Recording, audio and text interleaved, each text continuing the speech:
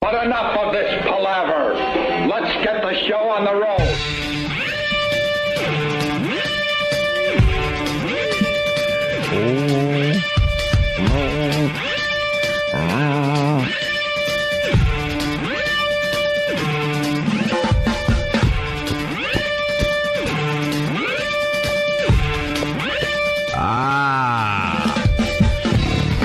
That's how we start today.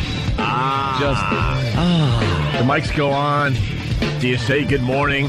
Do you say it's the Opie and Anthony show? I think they know that. Do you say what's up, bitches? Yeah. You're about to listen to a wicked cool radio show. What do you do? Wicked cool. What do you do? What do you do? You just say, hey. Good morning. That's what I say. I like the good morning thing. How about we start with Being wake pleasant. the F up. Wake up. That's a good one. Oh, people's alarms just went off. Ooh, African boobies. This was a turn on. Showing them. This was a turn on when I was a kid for some reason. Yeah, what news show is doing this story? Oh, no, it's Discovery HD? Well, How did that end up on... oh, my God. God bless Discovery HD. Screw the news this morning. I want to see African boobies all morning. They're just showing women making mud huts in Nambia. Digging out like bugs with sticks. With their boobies out. But they're topless. That was my thing when I was growing up. I don't know why it was my thing. I think because we got National Geographic. Yeah, that was the biggie. That has to be the reason. So it didn't matter that it was African saggy boobies. It was the fact that it was naked boobies. It was just any boobies were really good. You know what the best was, though? And it was very rare, but you sometimes got it. When they did things on Tahiti in National Geographic. Why Tahiti? Because Tahitian women had really nice breasts. And they were, because they were perky. Oh, I see what you're saying. Yeah, so they were more like the ones you wanted to see. Yeah. That when they would go into like... They looked like maracas. When they would show the Bushmen of the Kalahari and show the women, it wasn't quite as good. Well, look at the ones that are on TV now. Oh, my dear Lord. Look how tall he is. Who gives a crap about the guy, Rich? We're talking about African boobies, and you go, look how tall the guy is. Rich Vossen for the vacationing Jim Norton. Yeah, so. Jimmy's busy. Wow. He'll be back tomorrow, I think. We haven't heard from Jimmy. Is he going to be back tomorrow? Because now there's rumors about Jimmy. Where's Jimmy? Where has he been? Oh, look at that. Oh, no. It looks like they have a dehydration problem in that country. Yeah. Wow. What happens? He's on Atkins. I don't care about the guy. He's on Atkins. That's funny. That is pretty funny, though. Oh, my God. Look, wait, that one girl has to be like 13. And she's already starting to have gravity take its toll. Why are they orange? They paint themselves up. Oh, do they? Yeah. And that's the mother? Doesn't she play tennis? No. No. They're trying to marry off. We will give her family 2 sheep. 2 sheep. And later a cow. For what? What do they get? For the bride. For her? Yeah, or for... The cow will be payment for any children born to her. They will be ours. And then they take them. Boy, Hold out for 2 you know something? Hey, that's a pretty good deal. Look at her. How about working on the wheel? Look at her, though, man. And what's up with the hair? I own that womb. I said, if it's a girl, she's mine. This is the mother talking. Yeah. We usually engage women at a very young age. Wow. So very good. I'm amazed that you're able to read. Pan that camera down. Oh, Jesus, look at that. Dude, she's packing, though. She's ample. Let's just put it this way. That gravity's a bitch, because you got the mother and you got the young daughter. And the young daughter, you get to see everything. Yeah. In the same shot, you don't get to see everything with the... no, she was out of frame. Right. They went out of the bottom of the frame of the television. God, you gotta love Discovery HD. Make sure this is on every morning.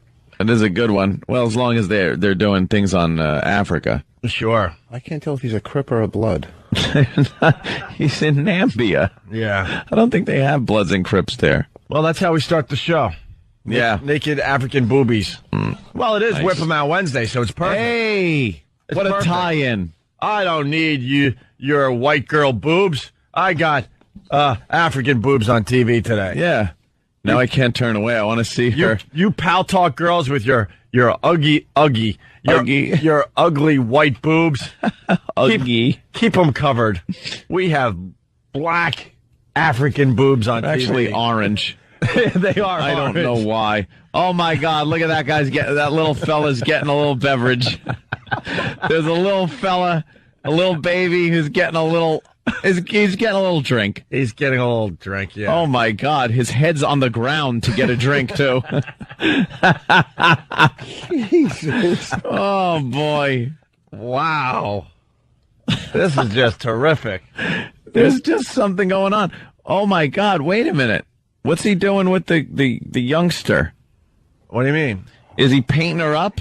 Look, he's touching her. Because he was like rubbing her belly or something and talking about how she can't touch a brown cow. Did she get hit by a softball during the softball game? Her looks like she took one right in the mouth. She's a little swollen. The lips are a little swollen. I think.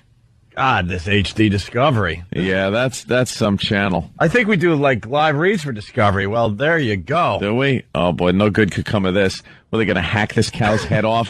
Some kind of ceremony? I don't know. The best part is we live in the same world. This isn't like... This is not another planet? Wait a minute. I thought this was another planet. This isn't another planet. This isn't footage from like 40, 50 years ago. This was probably taped a month ago. Do you know, we went to the moon? Yeah. We went to the moon. Do you think these people have any clue? Uh-oh. That can't wow. be good. They're cutting the cow. What are they cutting? What the hell did they just cut off the cow? They tackled a live cow and then just as it's alive, start cutting it up into and they just cut the leg off. It was completely alive and they just start hacking its legs off. This isn't fun anymore. What happened to the boobies? Bring back the boobies. There is a whole nother world out there. You think they got cell phones? Yeah. You think they're rooting for the Pats to go undefeated this year? Of course. Who isn't? Oh, look at that cow. They're cut. Man vs. Wild just walked out of the cow. Now they're into the intestinal bag. And how about- They're poking. Oh, that's got to smell great. They just poke the intestinal sac. God, that's the. This is how they tell the weather. Yeah, I don't know. It's like because they seem to be. and tell that silly bastard to stand up straight. Why is he all crouched over with a stick? He's hunched over. He's hunched over pretty good. I don't think they have a doctor he can go to for osteoporosis. Looks like a Salvador Dali picture. Someone who owns black oxen will die, and he was able to tell this by reading the intestines of the one that they just killed. Wow. You must go to Bangkok Palace. That's who he looks like. Oh, man, look at Huggy Bear's career. All right, well, This is so cool. someone let us know when the boobies are back. Yeah. I don't. Oh, well, they're back. Oh, boobies! There's a woman carrying a bunch of stuff on her head, and wow, You got to give them the good posture. down to her belt line. Yeah, but the posture is terrific. That actually helps gravity. If you Yeah. saw in that car, Angela Jolie just left with her baby. Angela. Angela Jolie. Oh my God. This woman's sitting and stirring something in a pot, and she better be careful lest her bosom end up in the pot. What happens? And why so quickly? Because they don't have the brassiere. Yeah, but if that one girl was 13, had to be. She was fine. No, they were already starting to She had to be point more toward than- the ground. She had to be more than 13. I don't think so. Well, they don't have bras in that country. Yeah, I know, but by 13, if there's a girl that doesn't wear a bra in this country at 13, it's still going to be pretty, First of perky. all, wow, look at this. The They orange just instantly, oh, well, there's a brigade of them. Look at them. just wandering around topless. You think it's a turn on for the men? No, not at all. Just because they're not, they're just wide open? Yeah, they don't care. I don't think they care. I don't think they care about bosoms. Look at that one. Oh my God, that looked like the nose cone of a rocket. That looks like a Gemini capsule. Now they're crawling around on all fours and leaving handprints and 2 ruts in the sand.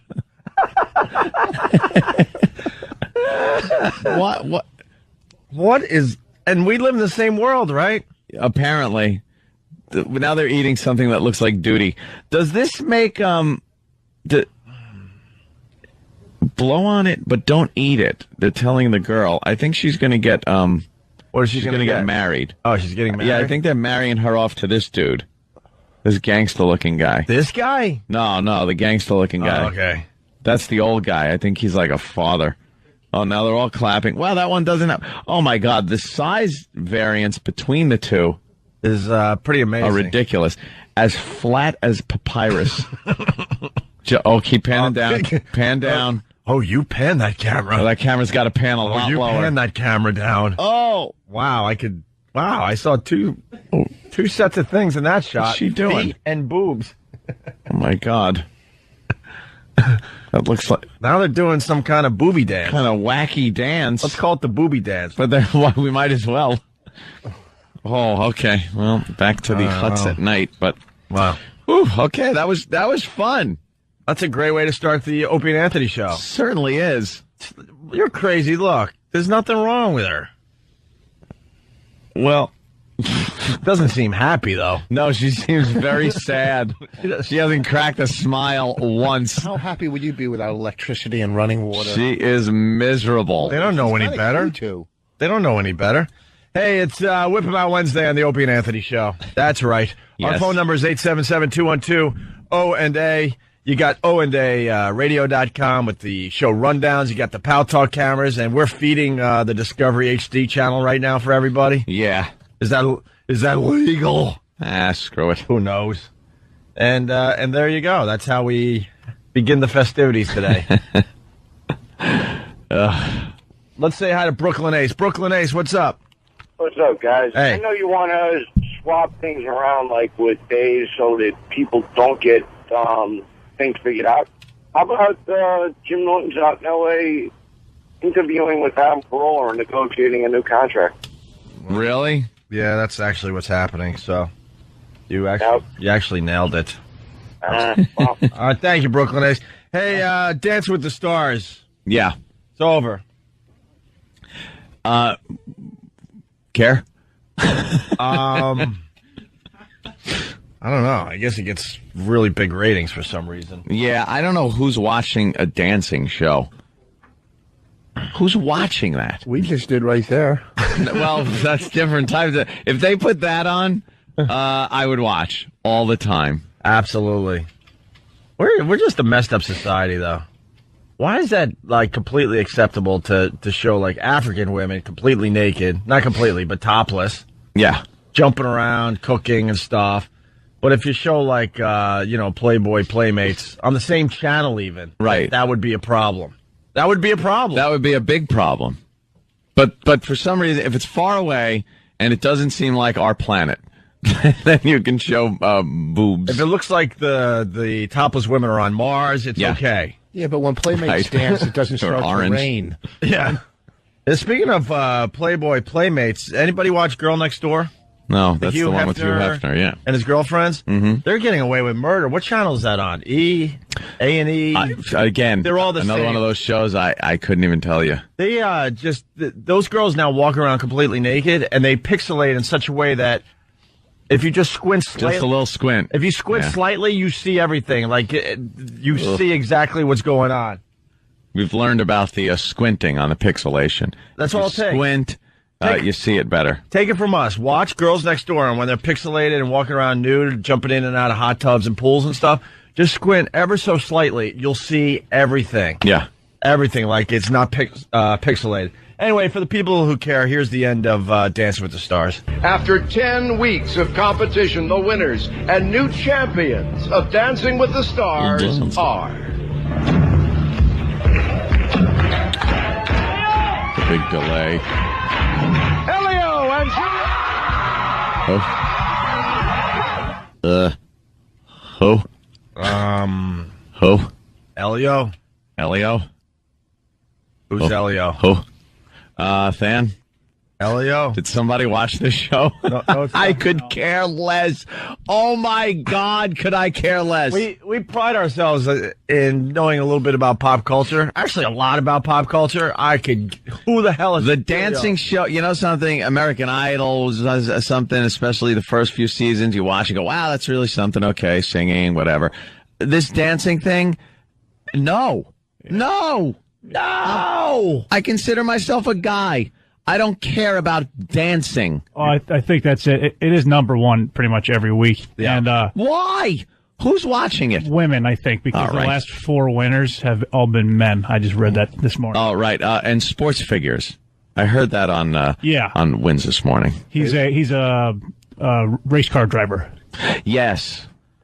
And he knows how to dance. Yes, and his quote was right after he won. He said, "I hope Mel B can hook me up with Spice Girl tickets." That's what they win, their trip back to obscurity. He's a race car driver, and he's looking for Spice Girl tickets. Make your own Wait a Wait a minute, that doesn't. Make your own joke at home, people. Is he married? Married man? Are you, Grady? Just trying to figure this out. Does he turn on the TV on Sundays to watch the big game? Yeah, what's he watching? What does he watch on Sundays? His television watching habits. We got a few questions for this guy. What are the sponsors on his race car? Right. Like Tampax? What kind of TV does the guy watch? We know what he listens to. He likes Spice Girls. Yeah. He likes to dance. He likes to dance. Oh, yeah. All right. Well, good for you. Good for the show. Blah, blah, blah. Is it the Massengill Chevy? Is that what he's driving? When they refuel it, do they just pick up a big douche and pour in the fuel? Right as I was typing his name into Google, it's funny. The first, you know how it suggests things? Uh-huh. First 2 things that come up are wife and married. So I guess a lot of people are curious. Oh, a lot of people were kind of curious. Oh, really? Hey, is he married? I think the Google right. trend today is going to have a question mark. Yeah. Helio, is he Or isn't he? or isn't he? Google search time. Wow, we can make that happen today. Yeah. Just put in Helio, Helio. Is he or isn't he? In Google. That's all we want from you guys today. Let's see if we can make that number one.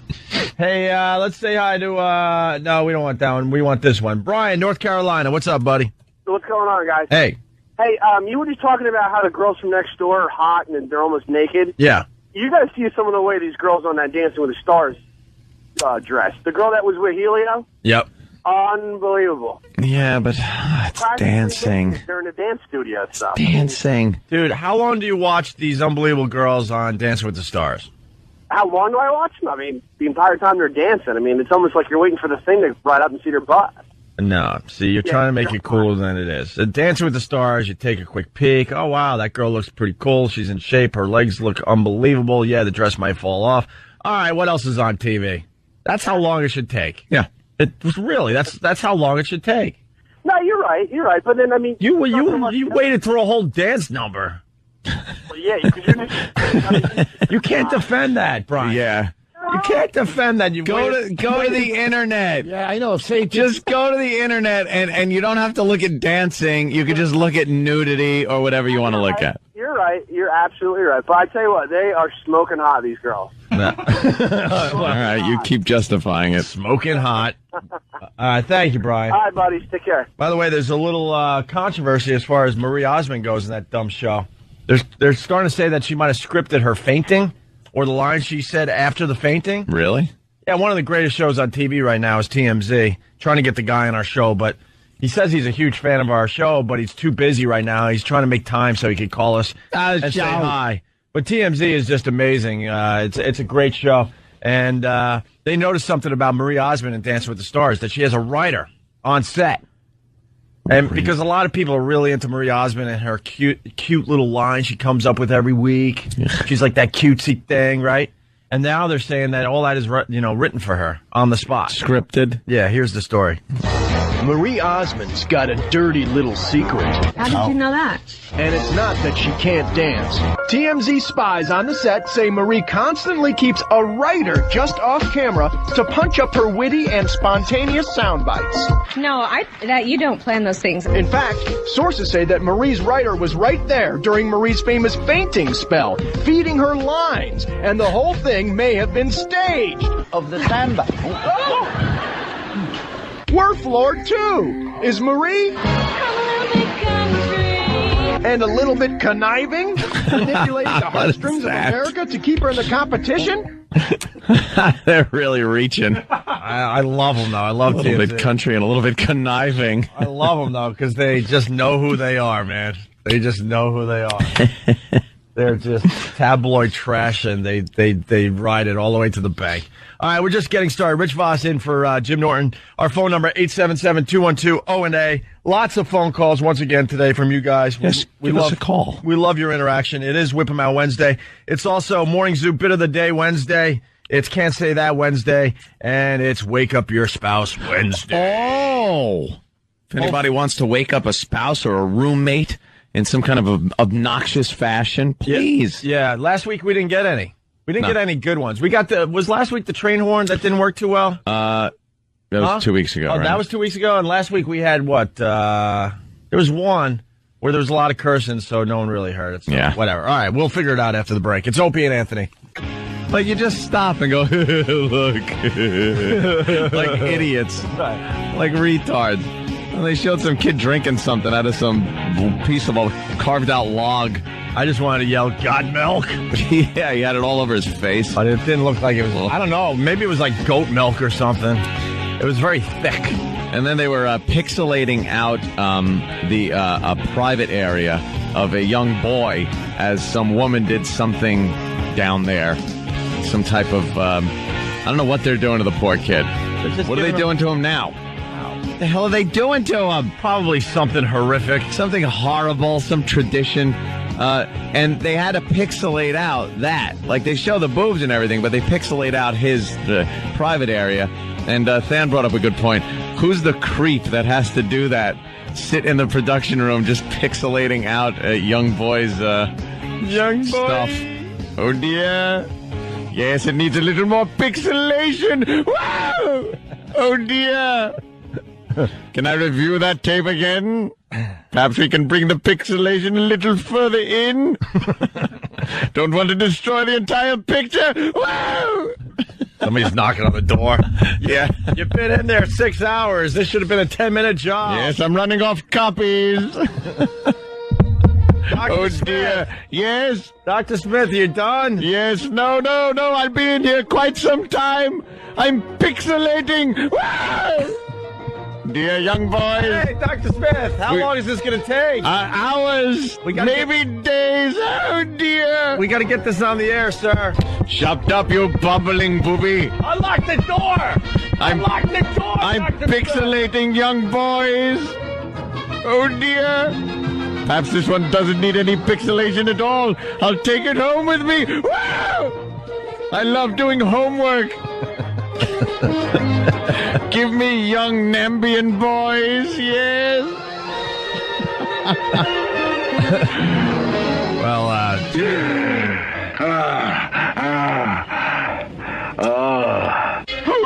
Oh dear! yeah. Jimmy's not here, so I gotta read this for Jimmy. Bird in Philly writes, that kid doesn't just like the milk. He loves it! Hey, let's say hi to Sean. Sean, you're on the Opie and Anthony show. Morning, boys. Good morning, Sean.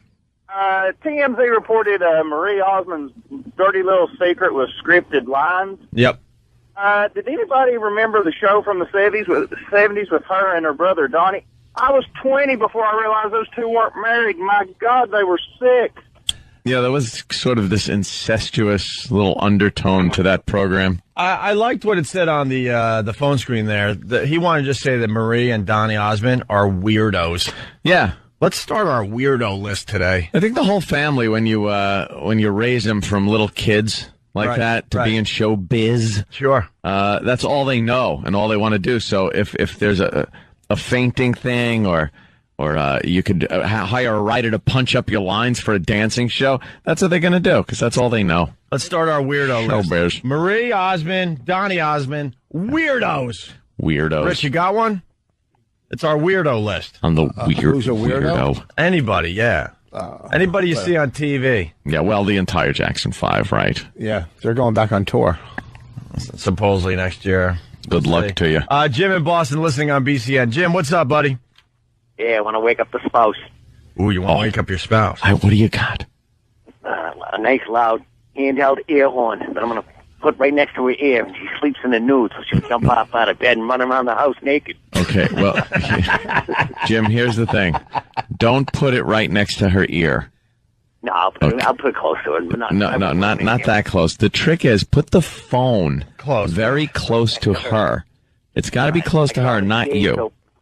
Get all the shades open. The kids are getting ready to go to school, so she's going to run around and live on the first floor. Here I go. I'm going from the back porch. You ready? All right, we're ready, Jim. All right. Jim in Boston. Gonna wait. Oh, shit.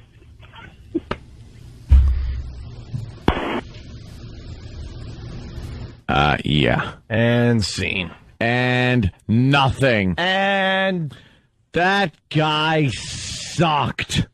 I don't think he was waking up anybody. That's why I don't think so. No. And then he panicked and cursed. So then he had to dump out. Then he hangs up the phone before we got the reaction of his wife. Because there was no wife, was there? Of course there wasn't. It was a young Nambian boy. With a new horn. Yeah. Let's say good afternoon to Cleveland. Kurt. Hey, how you doing, man? You're not making Boston happy today. King James beat the Celtics last night, huh? 38 points, was it? LeBron James is an ass. You don't like LeBron? Why? I thought you had to like LeBron James if you lived in Cleveland. Yeah, until you show up to an playoff game with a Yankee hat on. Oh, you guys haven't forgotten that one, huh? Boy. I'm probably one of only, 700,000 that feel that way, but oh well, screw him. Yeah, I don't understand that. Like, LeBron James said he's been a Yankee fan his entire life. That's fine, whatever. But to show up at an Indians home game for the playoffs with a Yankee hat on, that is a little tough to handle, I think. That's what happens when you give a boy millions of dollars instead of letting him go to college. You don't learn how to be real and be a man. At least when Tom Brady wore his Yankee hat down here in New York, it was, it was off season. Yeah. And he can do no wrong. Sure. You guys talking about weirdos and Marie Osmond and all that stuff. Right. I can't remember exactly where I saw it, but I'm going to go try to look it up on YouTube today. A few years back, I saw an interview with Donnie Osmond, and one of the things that he talked about, which I cannot understand, is he said that never in his life has he given or received oral sex because it's just not something he believes in. It's not part of his belief system? Well, whether he believes in it or not, it's happening. Yeah. I don't believe in it. Really? It's going on. As far as religion, it's real. As far as religion goes, I've decided, last night I decided this actually. I'm a free agent. You're a free agent as far as religion? Yeah, I'm a How do free you agent. do that? Kind of like that whole sports thing we were talking about a few weeks ago, being a free agent. Yeah. Why do you have to follow your home team year after year after year when they're not dedicated to you, the fan? They're always changing their team up every single year. So why can't you, as a fan, change up your favorite team? True. Well, what do they give you to lure you in as a free agent? Huh? How does a religion? What are they going to give you to lure you in to become? Well, agent? They got to offer you something. I was reading Sully's book last night. The Paths We Choose, I believe, is the name. Sully, of course, the lead singer of Godsmack. He sent some books down and autographed them and stuff, and it's a great read, by the way. We really should get him on the show to talk about his book. It's pretty amazing. He had a real rough life. Real rough life growing up. Yeah, in Lawrence and where else was he? All over the place. In what way? And then he moved down to Fayetteville. Running with bad boys on the streets and getting into all sorts of fights. A bad crowd. Drugs, alcohol, you name it. I bet he had that chip on his shoulder that guys, of his stature have. What do you mean? Probably. What? Well, he's not the tallest guy. Well, he knows how to fight, though. Well, that's just it. And a lot of fighting stories in this book. Yeah. And a lot of bad relationships, going out with like a stripper from one of those. I think it was the Golden Banana. Remember the Golden Banana? Of course. Who could forget? But I can't put down Sully's book, and he's talking about the Wicca religion. You know, witchcraft. Yeah. Well, they don't want to be. It's not working for him. Yeah, it's working for him, and it's not as voodoo as people like to think it is. No, but it got me thinking that I want to be a free agent. I want to start like studying a bunch of religions, and then I'm gonna accept a new god into my life. You're gonna play the field. I'm gonna play the field. You're taking Catholicism and throwing it out the window. Yeah, I want a religion where if I do something wrong, it doesn't mean I'm burning in hell for the rest of eternity. Yeah, but what if that's not the right religion? I like to eat meat on Fridays. Well, that's why I got to study these religions. You got to find a good one that lets you do whatever you want to do. Lets me do what I want. Little consequence. Much less consequence. Absolutely. Okay. Less guilt. Looking for a religion with less guilt. Mm-hmm. Looking for a religion that accepts sex. Okay. So why don't you join a cult? That seems to be. I don't think any really mainstream. You might have to go off the beaten path on this one. No, man. Most religions are cults. Who are you kidding? Well, all of them are. And who are you kidding? Way. But you, I think you're going to have to go off the beaten path of the mainstream religions and find one of those wacky ones. I was brought up Catholic. I believe in something. I don't know what. A deity. You believe in I believe in bigger something. power, a larger power. But I want to see what the Hindus are all about. I want to look into this Wicca a little bit. Yeah. What other religion? Well, Wicca seems like the type where they're just, out in the woods, kind of communing with nature and then having sex, and things like that. And then, but somebody's got to die. I think you got to sacrifice people or something. No, I don't think they have. No, they don't have the devil in their. They don't have the devil in their religion. No? No. But isn't it a whole thing like Mother Nature and yeah, I like that. And like the energy of the earth. I like that. And the plants and everything. Yeah. I think the American Indians had it all figured out. Yeah, and they're doing very well. And then we decided to wipe them all out for their buffalo and their pelts. Apparently our God was a little stronger, wasn't it? Wasn't our God a little more powerful, a little more mighty? Maybe for the here and now. Well. I can't wait to see Opie come in with those little Jew curls on the side of his head. Do Wiccas have that? Or when he goes Hasidic, you mean? No, when he finally decides to go Hasidic? I was thinking about that the other day. Actually, I was at an Islander game, and it would be tough for me to be Jewish. Yeah. Because of the roundy round thing. You don't want to wear the... I call it the roundy round. The roundy round? Cecil. I don't think... The beanie? Yeah, I don't think wearing that would, compliment my charming cheekbones. Oh. You don't like the yarmulke? So I need a religion where you don't have to grow crazy stuff or wear weird things. I was living in Brooklyn for a while, and a lot of Jewish people in Brooklyn, and you see the young kids going to school, and they're trying to be tough and wear kind of hip hop clothes, but they got to wear the yarmulke, right? And FUBU on the side. It just takes away every bit of trying to be tough with whatever you're wearing. Yeah. You could have guns hanging from you. The second you put on the yarmulke, it just kind of takes away from any look you're going for. Yeah, so because I sit behind some guys that wear the yarmulkes at the hockey game, and I was thinking, wow, could I possibly go through life having to wear that in public all the time? Yeah. How about? I guess that's a pretty vain thing to say, but I don't know. It just... Well, they're doing it for. I understand why. I'm not mocking them. Oh, no, I am. I'm just putting myself in their shoes. That must suck at times. Yeah. I've seen them blow off their head, and it's in the middle of traffic, and they got to chasing it down the street like a hubcap. And there's I think there's a 5-second rule, like there is with food. You got to pick it up within 5 seconds, or something horrific's going to happen to you in the afterlife. The wind catches it and it's just rolling down the street on its edge, and you got 5 seconds to pick it up. I think 5-second rule. So I don't want to be a Jew. I don't think I want to be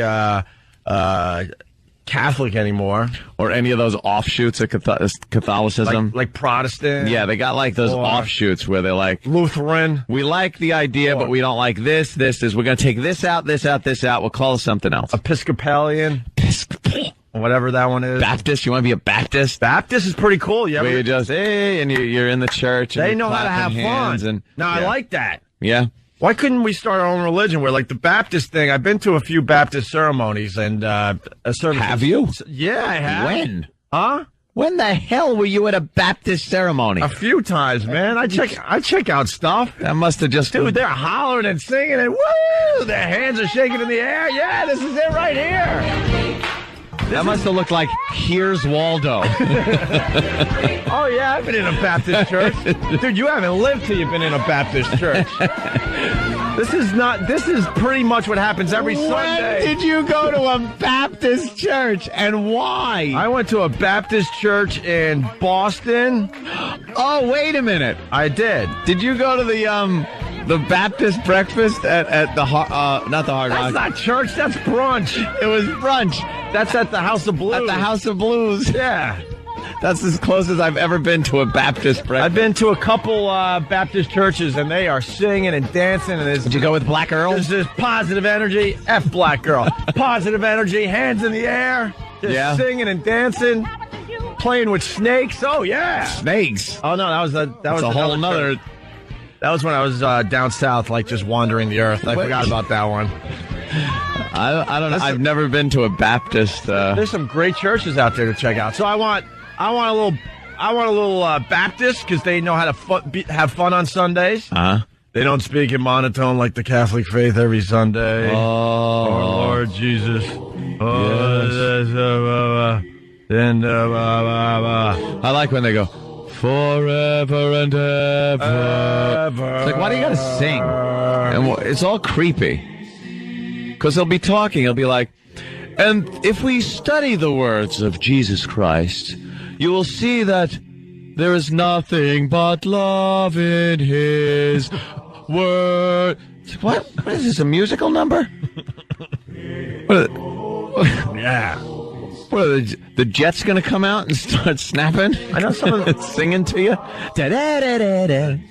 I know some of the faithfuls out there. They joke and they have something called the Church of Opie, but maybe it's time. Maybe it's time to do the Church of Opie. You do a little. I want a little Wicca in there.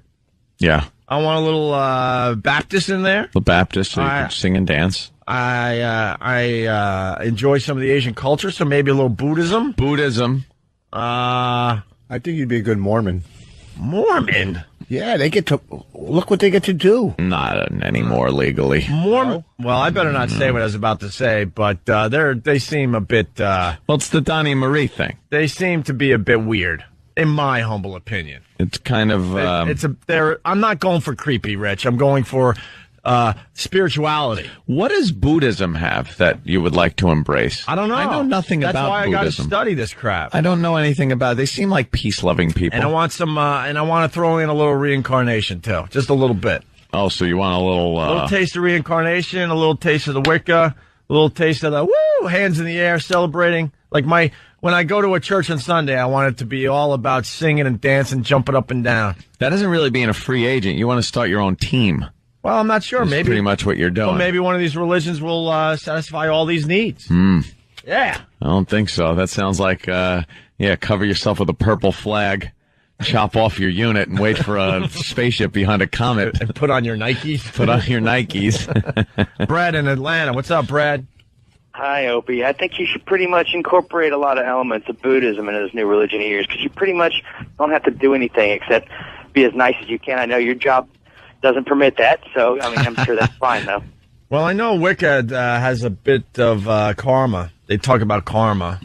Yeah, Buddhism does too, pretty much. Boy. You're going to be reincarnated after you die, and depending on how cool you are is the level, whether you'll go up or down. I've done a lot of horrific things in my radio career, but I've also made a lot of people happy. So I'm thinking the karma might kind of balance out in the end, I'm hoping. Yeah. Karma. You got a lot of penance to do if you want to. I'm hoping. How long has this Wicca been around, the one you're talking about? About 20 years. 20 years. See, it's like Scientology. Yeah, you know. It's kind of new. Or, you know what, I want to, start a religion based on the Harry Potter novels. Why not? Why is that crazy? Because you can't do magic. Huh? Because you can't do magic. You can't take a little wand and do things. Yeah. It doesn't really work. And if someone is lingering longer, you mother effer. He doesn't have his name up there, but he writes, "You're just looking for your dad's tax break." Ooh. Well, it's an old story, but back in the day, my dad became something that we, the Hugheses, were an official church. No reason for the IRS to come after us. This was official. Yeah. My dad was some kind of weird minister where we didn't have to pay taxes. Well, religious organizations, non-profit organizations, they don't have to pay taxes. Wow, this was way back in the 70s, man. My dad found some kind of whacked-out loophole, and it was completely legal at the time. Yeah, a lot of people were doing that back then, becoming ministers, and then they'd incorporate they'd make a church and not pay taxes. And I had to carry around a tax exempt. Did he also play form to pay for my sneakers and stuff? Did he also playing corn in your yard?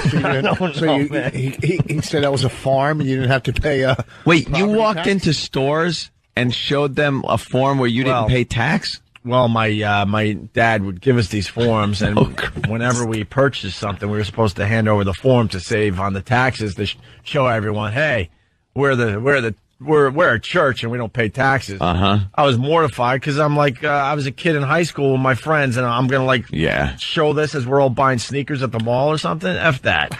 But then when I came home, I told my dad, I handed in the form and I saved $2.48. Yeah. Yeah, people are saying it sounds like welfare. It does. It sounds like you're on the free lunch program. Nothing more embarrassing than the lunch line at school. Oh, the free lunch? Him handing his form. People have no idea where I came from, man. I do very well for myself now, but man, I was on the free lunch program for a while, yeah, and it was very embarrassing. So I wouldn't do it. Yeah, I wouldn't walk up. I'd starve for the day, or go out and get pizza. You got those little tickets? My mother made us get those. Oh, they made it really embarrassing, where you had to hold the whole lineup, and the woman at the cash register was like, "Got another one." Oh, thanks. Yes, thanks. Embarrass us. It's already embarrassing. Thanks for making it even worse. We're poor. And thanks for reminding me that we did grow vegetables in the backyard to save a few bucks on groceries, Rich. Thank you. Yep. Well, you could also and that my poor twin brothers had to use their brand new bikes as plows. Yeah, they save on property tax because you say it's a farm. Well, who knows? Or whatever tax it is. No, like they were one step away from Waco.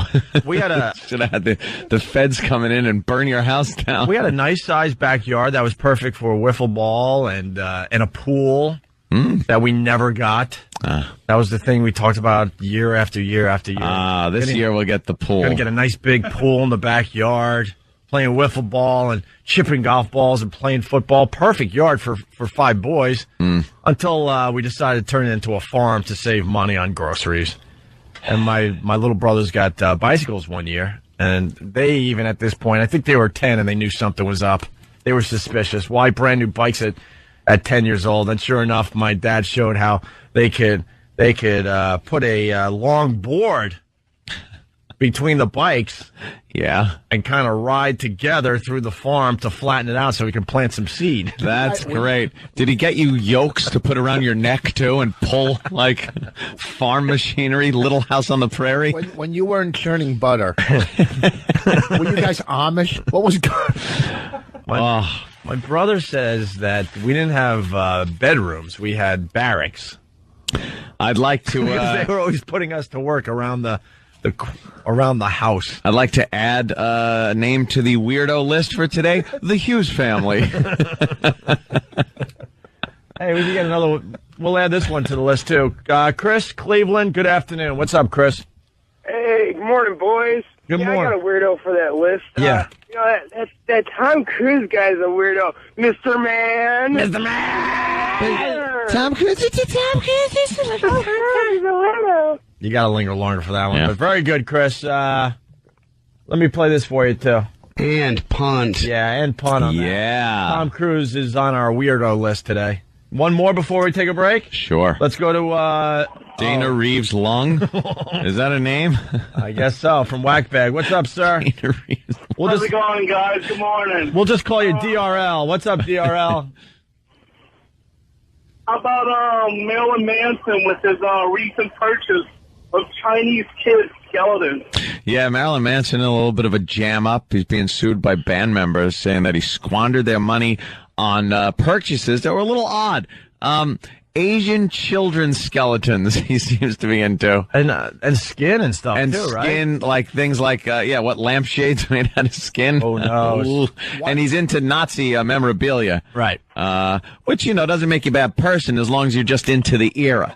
If you're into the era and collectibles like that and not embracing the ideology of the Nazis, I see no problem with that. You would have got along great with my dad. Oh, really? Finding ways around things. Well, no, I'm just saying. Like, my uncle over Thanksgiving showed me a beautiful knife. Uh-huh. And it had, a swastika and SS symbols emblazoned upon them. And it was an actual knife that was given to Hitler Youth back in the 30s. And very, very nice knife. I mean, if you look at it not as, oh, boy, I'm a Nazi, this is great. You look at it like, wow, this is a piece of history. Good, bad, or indifferent, whatever it is. It's just a piece of history. Yes, you now have a clip of me saying I'm a Nazi. There you go. Hey, we got to take a break. We're running a little late here. We got a bunch of people want to talk about religion. We got Max in Dallas. My chick is Wiccan. She allows other girls in bed. Someone is suggesting I try Satanism. Great. Alan in Brooklyn, stay where you're at. He wants me to be a Baptist. Oh, don't be a Baptist. He's going to explain why. But why? They look like they're celebrating every Sunday. All the time. But I think during the rest of the time, it's very strict. And do they do that House of Blues brunch still in Boston? I'm sure they do.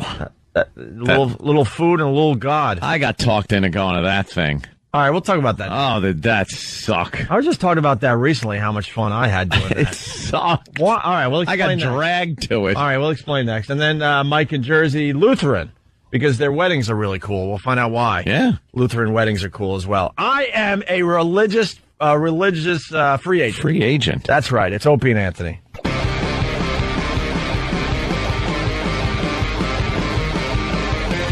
You're checking out the Opie and Anthony Show. Rich Voss in for Jim Norton today. And Rich is going to be at Wisecrackers in Scranton, Pennsylvania, Friday and Saturday night. Right, Rich? Yep. 866-424-2411 if you're in the area and you want to see Rich Voss. And there's someone on the line. Just want to acknowledge this, Rich. Matt in Jersey. Voss killed Saturday. Oh, thanks, Matt. Rich is great on a comedy stage. Thank you. Okay on the radio. Great. Oh. No. I'm just The yarmulke thing you were talking about? Yeah. You're right, because, my family, we were like the black sheep. Nobody liked us. But when we'd have, a Seder at my uncle's house, my brother and I would go there, and we wouldn't have yarmulkes. We were just, trash. Wow, you were the tough guys. And so he had the yarmulkes for his family, and they were all embroidered and beautiful yarmulkes. And then, he had, just in case of emergency yarmulkes, he'd give us, 2 little black pieces of linen or whatever just to put on our heads. And it was we're sitting around with, just crap yarmulkes when all my cousins have, the best-looking yarmulkes on. Is that, a big thing? Is that, a status symbol if you got a really good yarmulke or, the crappy, store-bought little... And what makes a best-looking yarmulke? Well, it's got nice embroidery. You ever see the embroidered ones that have, little sayings on them? Yeah. Hebrew writings, whatnot. Yeah, those are the good ones. Those are the good ones. Are Jews supposed to keep, yarmulkes in the house just in case of emergency?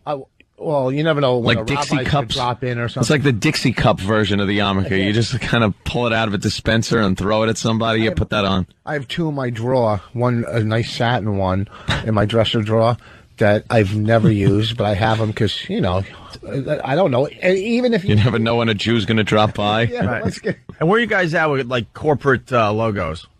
They should just start selling advertising space on those things. I'm actually being serious. Is that against the religion? I'm not really up on. Or no one's brave enough to give it a try? I got a good idea. Nike. We want to start a youth movement. Why don't we have corporate logos on the yarmulkes? Yeah, Citibank, things like that. You know, band logo, something. I'm being serious. Is that like frowned upon? Is that like, what are you talking about stuff? I would think I don't know. bringing blatant commercialism into the religion bad, like that right? would probably, they'd probably frown upon that. Hey, the elders. Let's say hi to Alan in Brooklyn. Alan, what's up? Hey, Opie, listen, I got to warn you. Do not be a Baptist. Anthony was totally right. Now, if you're a black Baptist, it's fine because you get to dance and do stuff. But if you're a white conservative Baptist, you can't drink, you can't smoke, nothing. I was in therapy for 12 years because of that. No, I want to be a black Baptist. Well, that's fine. How could you be a black Baptist? I don't know. I've been in a Baptist church. Black people like hollering and dancing and their hands in the air like they just don't care. Yeah. Yeah, but then I want to be that type of Baptist. You ever see the movies then? They go home and they're very strict with their grandchildren. I've seen it. And they dunk you in water. They don't let them go out. Are you getting your knowledge from movies? From Boys in the Hood. From Boys in the Hood. All and right. Menace to Society. Or Little Rascals. They dunked the kids. Little Rascals. Yeah, remember when he spanking them? Were camping and they walked on the Baptist. Oh, right, yeah. Dunking them. And they were very scared. That was all right. Thank you, Alan. Opie walking.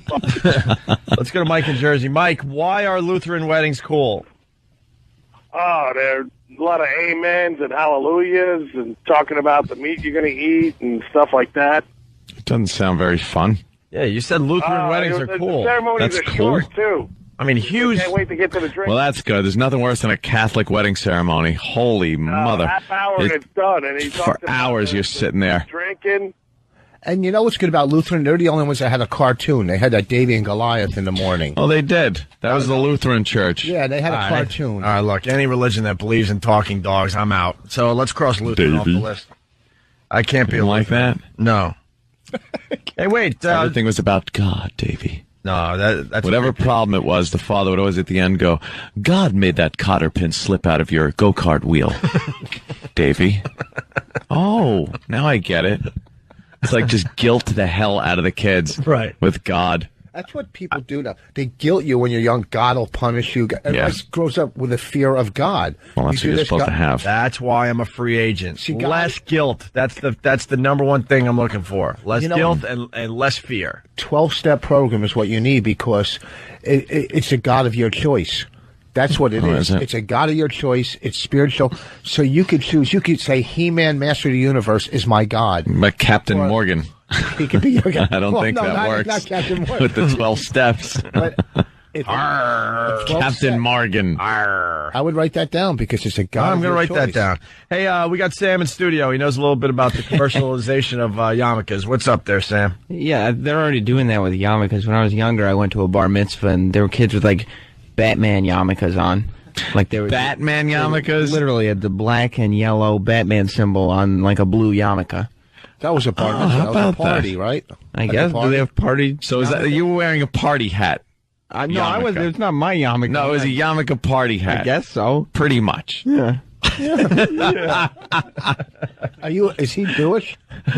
No, he's Baptist. Yeah, he's so Baptist. Actually, I'm Baptist. Are you? Yeah. Of course you are. Holy jeez, another hint comes out. Of course you are. You're Baptist? Yeah. So do they sing in the church? No, I'm not. I never went to a church like that, but in the South they do. My grandfather was... Your grandpappy? Yeah, he was a Southern Baptist minister. Not in a singing church. Really? Yeah. Did he make you take your bicycle and plow the backyard? No. You are so black. When do you admit you're black?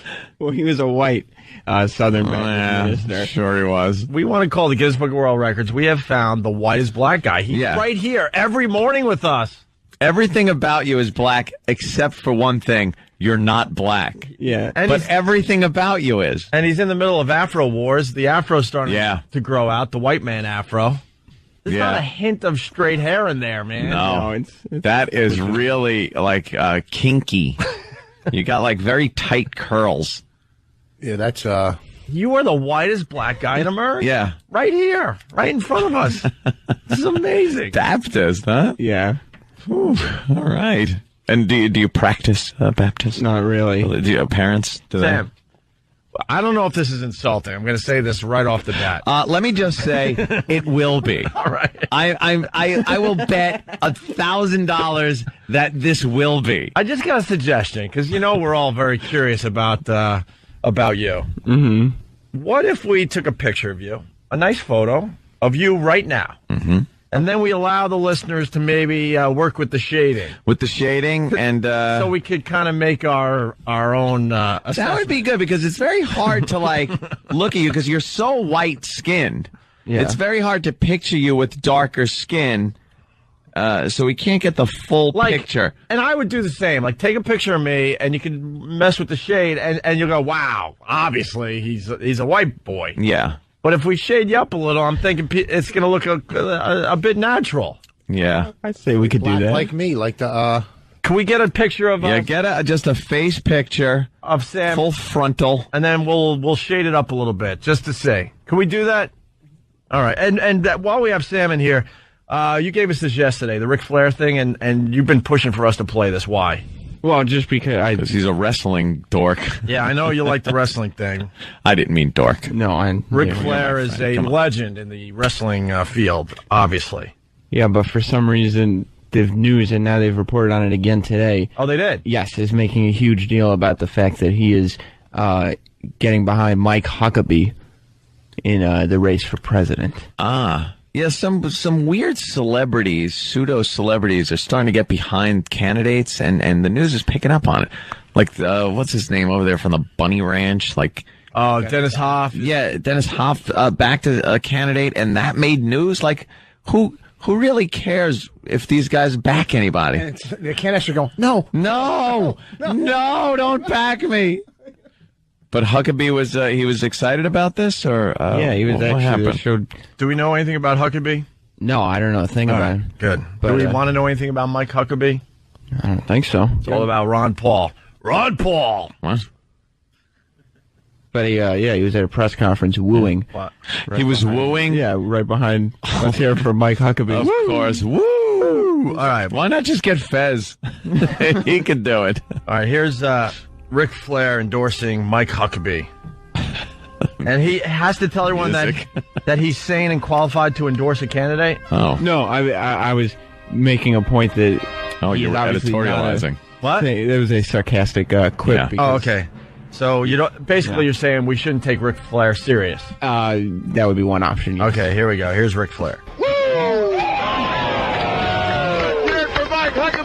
Nature Boy Ric Flair showing his support for Republican candidate Mike Huckabee. The two met up at the big in-state rivalry football game between the University of South Carolina and Clemson. Flair says, quote, Huckabee is a quality person with a great vision.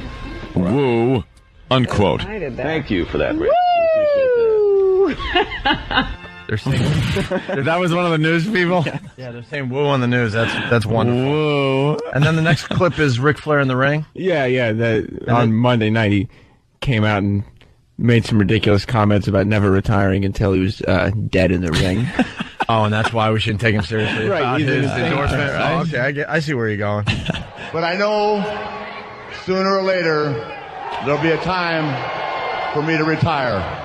But tonight, right here in Charlotte, North Carolina, and in front of the world, I have to announce to you that I will never retire.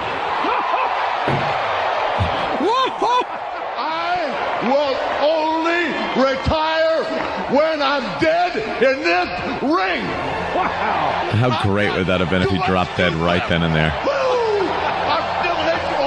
The whole world is seeing this right now. Yeah. People in Bangladesh are screaming. Oh. So there you go. He's insane, and he shouldn't be endorsing anybody. That's what Sam's getting at. And by the way, he's setting up a great wrestling angle right there. That's what he's going to do. Yeah. He's going to end up dying in the ring, quote, dying in the ring. Oh, I gotcha. And that'll be it. A little work. Huh? Yeah, there's a limo out back that'll explode with his little pant leg hanging out. We go to Dub Bronx. Jessica, what's up? Hey, guys. Hey. Thank you, Sam. Yeah. I just wanted to let you know about the yarmulkes. Okay. They only put the childish images on kids' yarmulkes. They don't put any corporate logos or anything on there.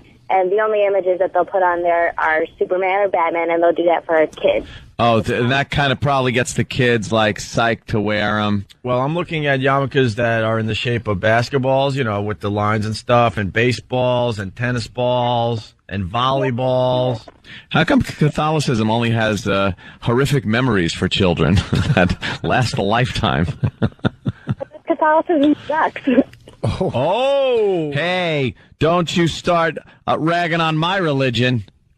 Okay, fine. I'm sorry. Okay. All right, we're gonna we can all get against the Muslims. We're gonna have to have a battle royale. Yeah. Get all the religions in one wrestling ring. Who do you think would kick ass the most? I'm sorry, Rich, but the Jewish people, not really known for their fighting prowess. I'm just talking about a battle, no weapons. Go to Israel and say that. I'm saying... Here, well, what are you saying? First of all, I'm talking about here in America. I'm not talking about Israelis. I'm talking about American Jews. Okay. We get a ring.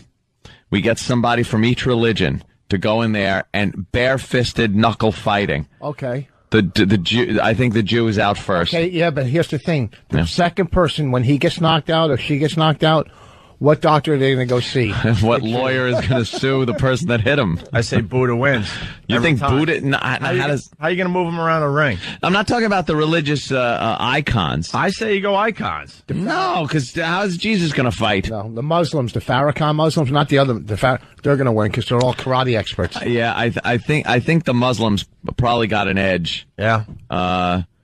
Although, no, the Baptists, you could probably get a pretty good-sized Baptist in there. Like, what's his name? Coffee from Green Mile. Oh, God. No, I think you got to go with the symbol, the icon himself. You got to get Jesus in there. Buddha's too fat. Buddha, you're not going to be able to move Buddha's around. not going to be able to move. Well, but Buddha can go, but maybe he's going to run out of strength. But maybe a few endurance. But a few of the icons could kind of team up and get Buddha, over the top rope. Little help. Yeah. Sure. Oh, like a battle royal. Well, you got to get a couple of religions to work together to That's get Buddha impossible. out of the ring. That's the only way, though. Poor Jesus, though. I don't know. You get most. Is this pre or post crucifixion? Pre-crucifixion Jesus? Because post-crucifixion Jesus, you're coming back with vengeance. Yeah, you're kicking ass. Yeah, you got some power. You got some, You got him angry. He's back, and he's... Yeah, exactly. Yeah. All right, let's... we're going to have to work that out. Let's go to Sarah, Rhode Island. What's up, Sarah? Hey, what's up, guys? Hey.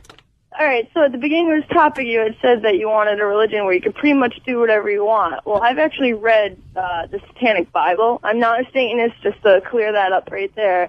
But just for an interesting read, I read the Satanic Bible, and pretty much what it says is you can do whatever you want. You just got to realize that there are going to be consequences with your actions. Uh-huh. And it's not as, preachy Hail Satan as everyone thinks. I mean, Wait, you're endorsing Satanism as something that isn't very, Satan-y?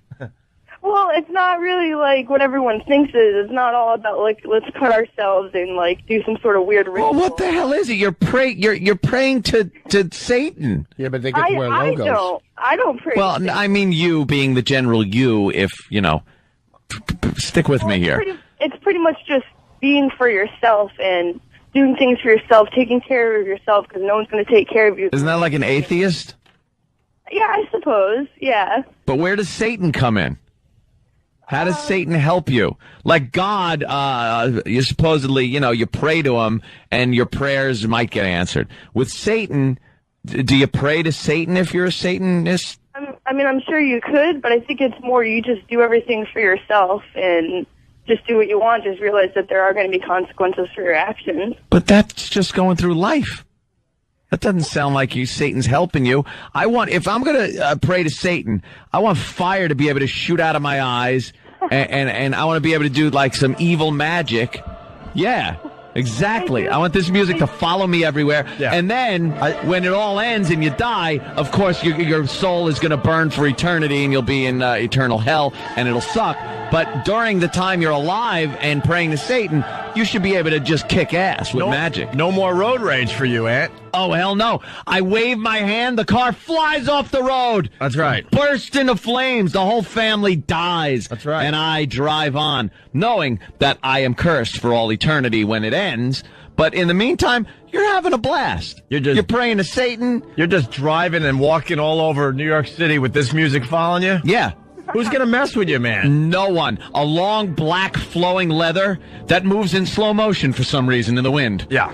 And you could just look at somebody and they shrivel to the ground.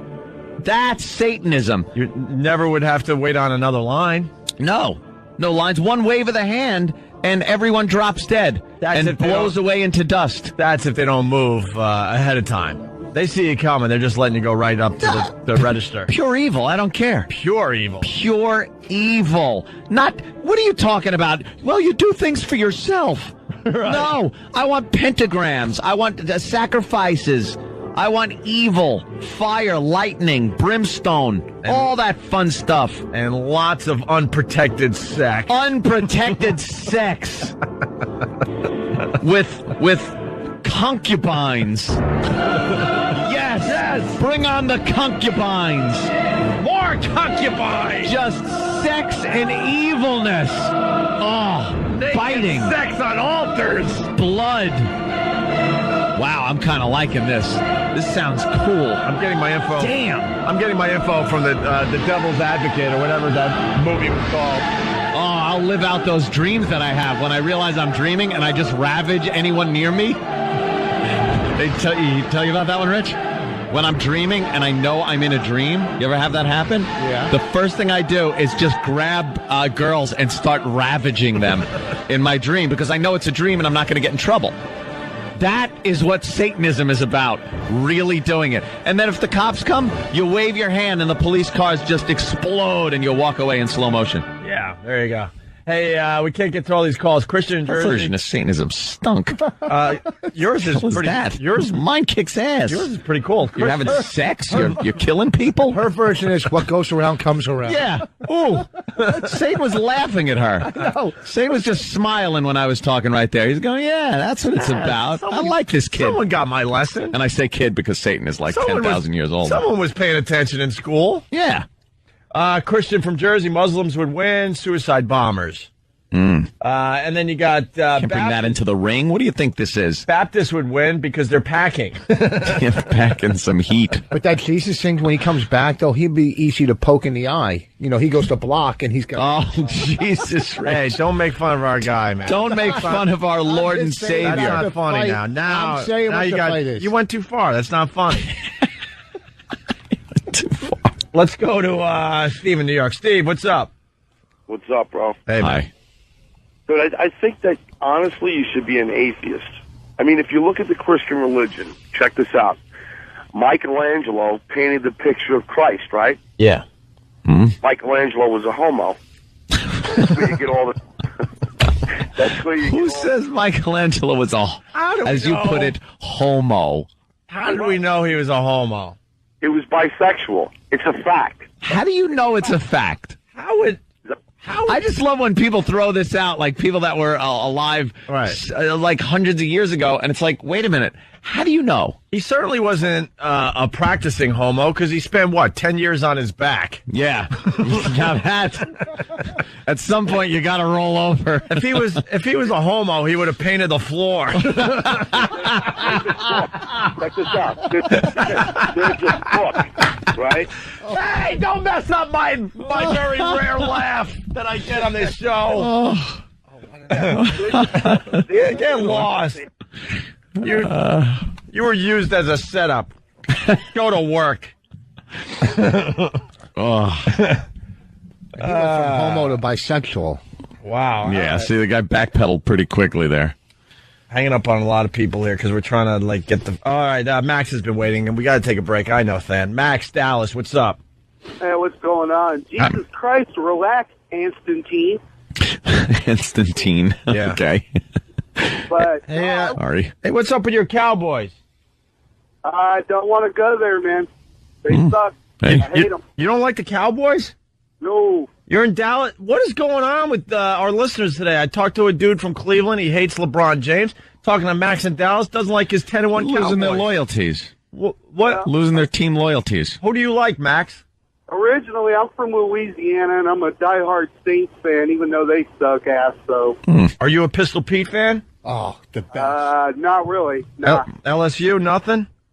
Oh, LSU, definitely. Okay. Definitely. So, so what football team do you follow?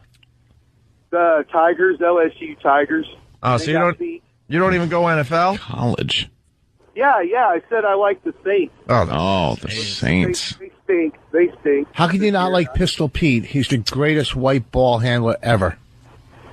I don't know. I just never. Why do you have to say the greatest white ball handler? Yeah, Rich. Because that's You're scared to insult people? It's your religion, white? He's probably one of the greatest ball handlers of all time. I have his rookie card. Even You're the right. brothers admit that they got a lot of moves from Apparently Pistol Pete. Michelangelo was. He loved it. I don't know. Well, you got the Packers and Cowboys tomorrow night, both 10-1. That's why I brought that up. But whatever. Max, what do you got? Anyhow, my girl's a Wiccan, and it's great, man, because if you want to get tattoos, you can get tattoos. She's brought other girls into the bed. They do this deal where they, do this commune with nature, and they go out in the backyard and they get nude, Sounds like one of those HBO things. Yeah. Oh, we didn't talk about House of Blues Baptist. Oh, yeah. What was it called? The Baptist brunch. What was it called? Whatever. So that's why I should be Wiccan? Well, Sounds like the chicks are pretty wild. Yeah, but I don't need the extra girls in bed. It sounds like deadhead chicks. I like deadhead chicks. They're like deadhead chicks. I used to love deadhead and chicks. it's a religion. So you think they're Wiccan? Yeah, I think like hairy armpits, hairy legs. I like deadhead chicks. They weren't all freaking hairy armpits. No, every single one of them. No. Yes, everyone. I remember seeing it. No. Everyone. But I don't know if I could do the nude thing in the woods. Nude in the woods? I don't know if I could do that. Not with any other guys. Tell you that much. No. But if there's just nude women and you're like, hey, ladies, you just stumble upon, I was just collecting wood. Yeah. Well, time to pray to our wink, Lord. wink. Hold on a minute. I'll be ready to pray to our Lord in a minute. Disrobing. Let me just take my clothes off. I'm ready to pray to our Lord. The Wiccan priestess.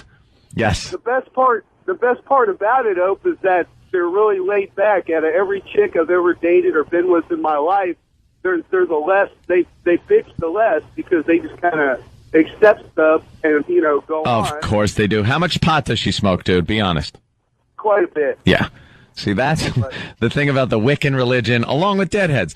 If you're smoking pot and a lot of it, you'll be mellow.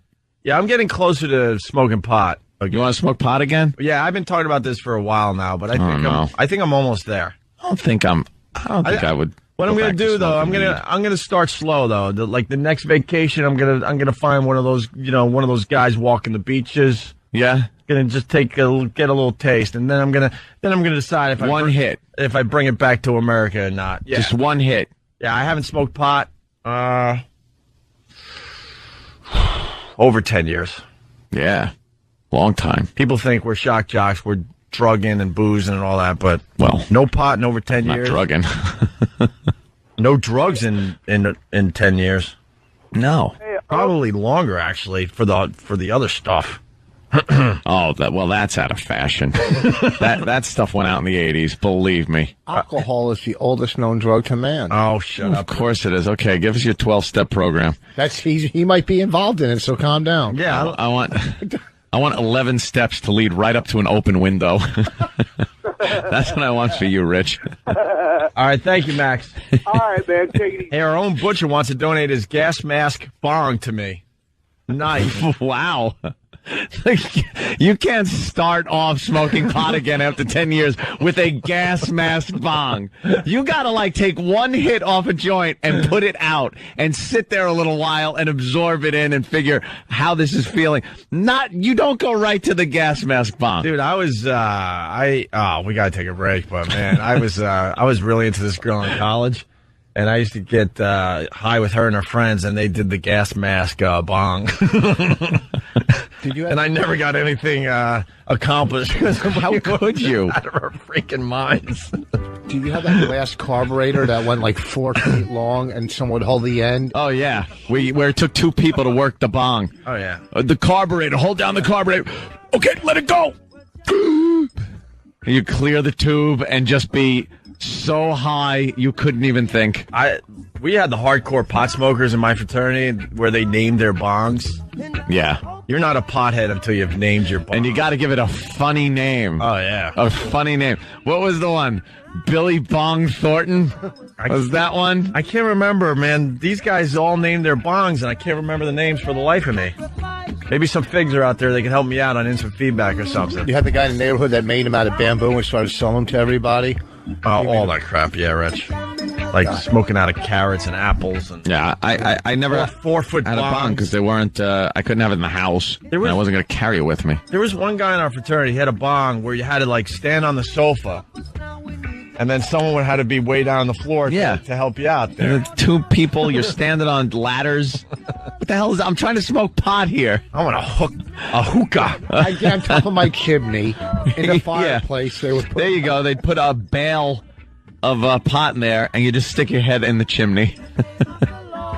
Yeah, you better start out with just puffing like one hit. I think I might just do a little taste next time I'm on one of those beach vacations. Let it like maybe collect in your mouth and blow it out your nose and see if any blood cells like pick it up that way. Yeah. I don't even think you should inhale it first. Just let Rogan breathe on you. That's true. Yeah. All right, we got to take a break. We're real late. I don't even know what the F we're doing today, but I know we're having fun. I like yapping. Nothing in particular. Yeah, we're yapping. We got to talk about that brunch and why you hated it back in the day. Yeah, well, I hated it because I was dragged to it by the ex and the mother-in-law, I believe, when we went. I wasn't that happy either back in the day, but I enjoyed what was it called? It was like bar tab was like $650. Jesus. All right, it's Opie and Anthony. We'll continue. Moving right along, it's the Opie and Anthony show, kind of screwing around today. There's really not much to talk about as far as the world goes. Yeah, who cares? I mean, we all saw Bush trying to do like a Mideast peace thing. Good luck. That's kind of hack at this point. It really is. Presidential hackery. That's hackery. Yeah, we should talk about presidential hackery one day. Hackery. Like pardoning the turkey every year, especially while we're in the middle of a war. The Easter egg hunt on the White House lawn. That's presidential hackery. Hackery. Trying to get like a Palestinian and the other dude to shake hands. That's hackery. Dude. That's presidential hackery. Inviting the winner of the World Series to the White House.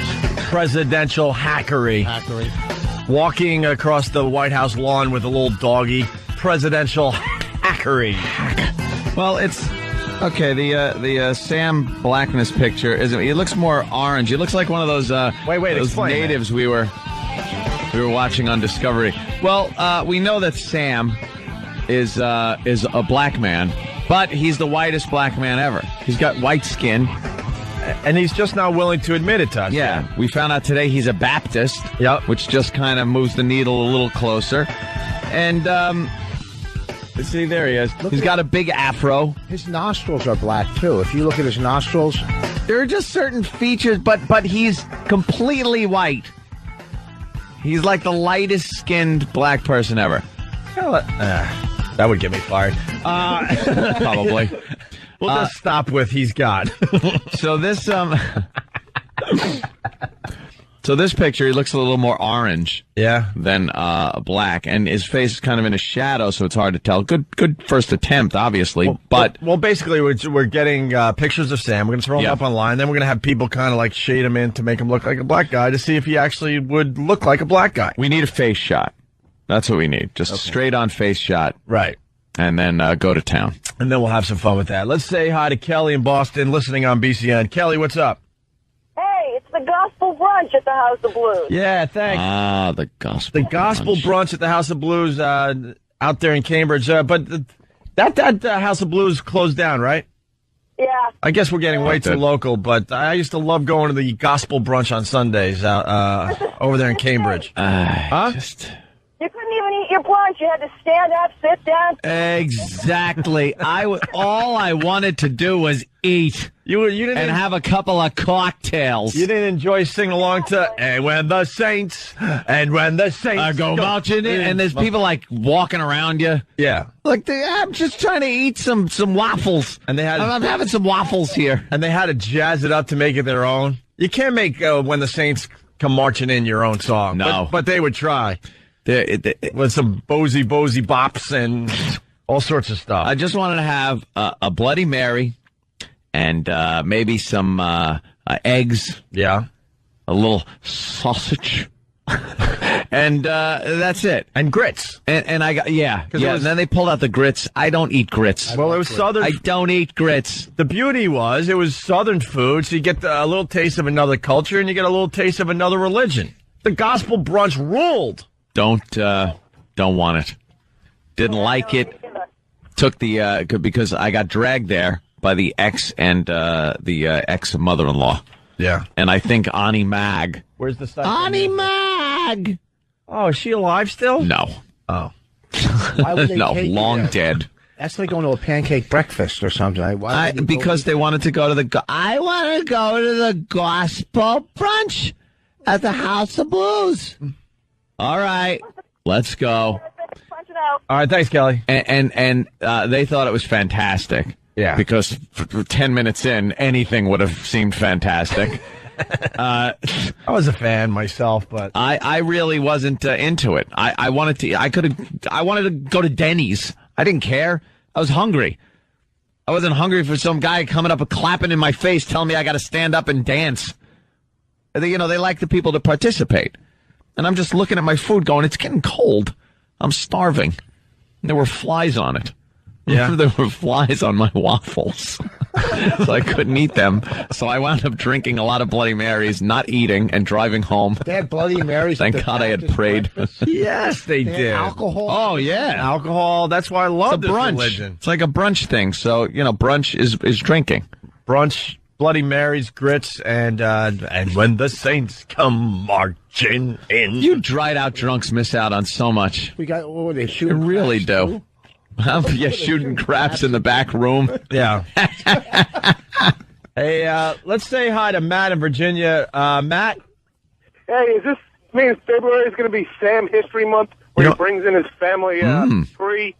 We get the best suggestions from our listeners. I'm telling you right now. Yep. And we have no problem allowing the listeners to help the radio show.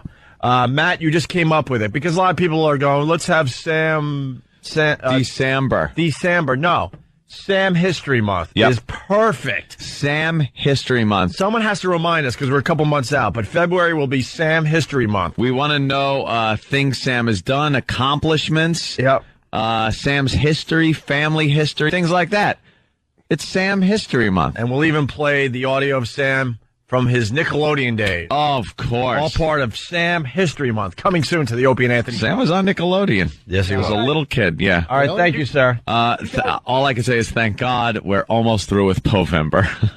Well, that was a bust. That was a bust. All right, hey, I got to play this. Our own Butcher. Butcher Ed Brock, right? Yep. Butcher Ed Brock came up with this. Some audio from the show, and he decided to kind of put it together. All righty. We should start a panty club. I agree. A man's man panty club. Who's with me? Panty party! Put it this way, Tuesday is panty night. I put them on one time in my life, girls' panties. I've slipped them on before. Let's say it's a drunken night, and you decide to put on your chick's panties and prance around and because it's funny. That's kind of fun. You put her panties on? Well, the material is very nice. Yeah. You got to give it that. You look good in them. Did they fit? My God, it can't contain me. I'm such a man, it can't contain me. I'm bursting. Did you put them on backwards or frontwards? Yeah, okay, I put the panties on and the bra, and I marched around the house singing tra-la-la. Make a promo. You guys suck. What happened now? Make a promo. And make a promo. Yeah, we'll be hearing that one. And we are. There it is. Yeah. I always have to say, why do I have to say that? Our panty party idea never took off. I don't know why. I don't know why that one. Panty party! I don't know why that one didn't take off. I think I took a lot of heat that day. Yeah. And the fact that I wasn't really like wearing panties to the extent that everybody was saying. Ridiculous. At the Sunday brunch, did a preacher go up, or you just ate? It wasn't like a sermon?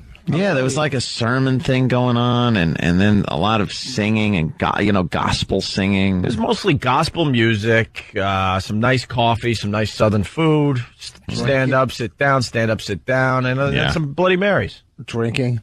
Yeah. Lawrence Fishburne walked in, got his payment. Yeah.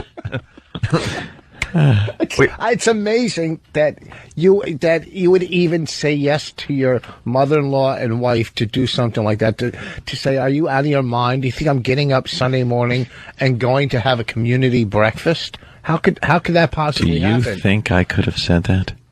Do you think I was in any position to say that? Yeah. Anthony was in hell. God, I couldn't say that. That would have caused a problem that would have transcended going to the event. See, that was the problem. Anything. Get the devil music. Anthony's getting off. Anything I do or did, anything, if I didn't want to do it, the problem became larger than if I just did the thing in the first place. So I was compelled to go and do whatever I was told, because not doing it made a larger problem. So you had two people coming at you. You didn't have just your wife. It was the 1-2 punch. Wife, mother-in-law. Wife, mother-in-law. Wife, mother-in-law. Wife, mother-in-law. Oh, ow, ow. Oh, believe me. Aunt used to have to watch soap operas. I had to watch soap operas. After we were done with our Shock Jock radio show up there in Boston, Aunt had to pick up his wife at the time at his mother-in-law's house. Oh. But they weren't allowed to go home right away. No. They had to watch soap operas together. Wife, mother-in-law. Wife, mother-in-law. Oh, wife, mother-in-law. Wife, mother-in-law. Oh. That's what it was. Yeah, I got back from work, and I had to sit there and watch soap operas and Friends in the mother-in-law's house. You were an orphan. I was just a whipped Mary who didn't stand up for himself. His days are over. Because the hell that I would have to go through if I did not comply. Compliance was mandatory, or else you don't even know. You don't want to go to brunch? No, But Mother wants to go to brunch. No, but all right. I'll go to the goddamn brunch. So you're saying there's things that were even worse than that? Yes. Anything non-compliance was worse than just doing it. Just doing it would end. See, the brunch, at some point the brunch ended, and I got to leave. If I didn't go, who knows how long that would last. Weeks. I was not in a position where I could really make decisions. I need a harp. Let's go back in time. To the gospel brunch at the House of Blues in Cambridge, Massachusetts. Yeah. Anthony's sitting there with his mother-in-law and his wife at the time. Yeah. Oh. Right?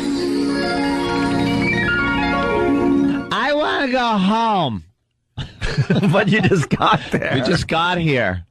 Yes, but I want to go home.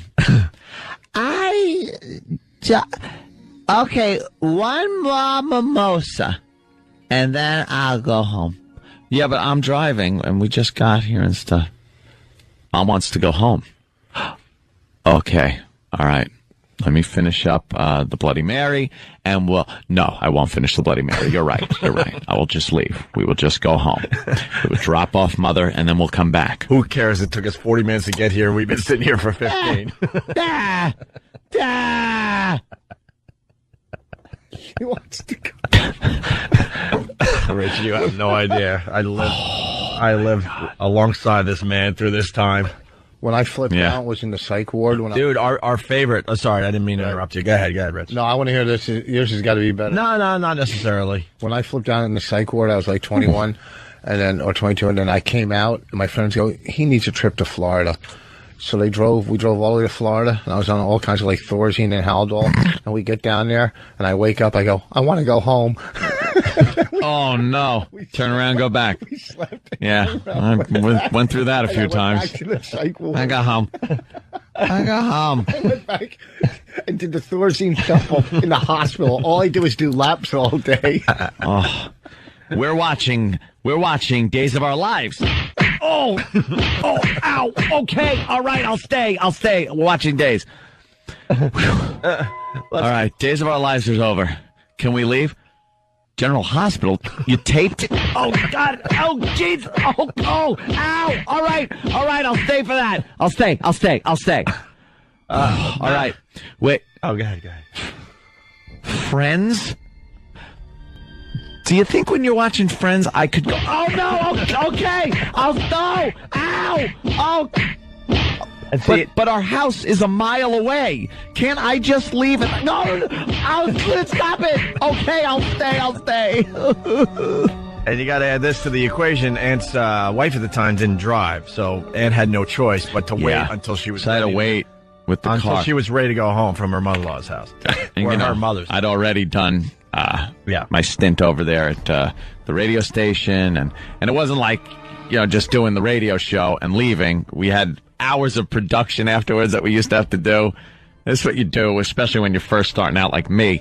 You're a real go-getter, so I would do the production. It would take me hours, but I enjoyed it. Well, there was also the showering with the girls to make sure they were all clean after they left the radio station. Well, when girls have fudge all over them and syrup and baked beans, Boston. And creamed corn, right, and there's a shower in the building, right, you do have to supervise the showers. Ow! Oh no! No, I was doing production.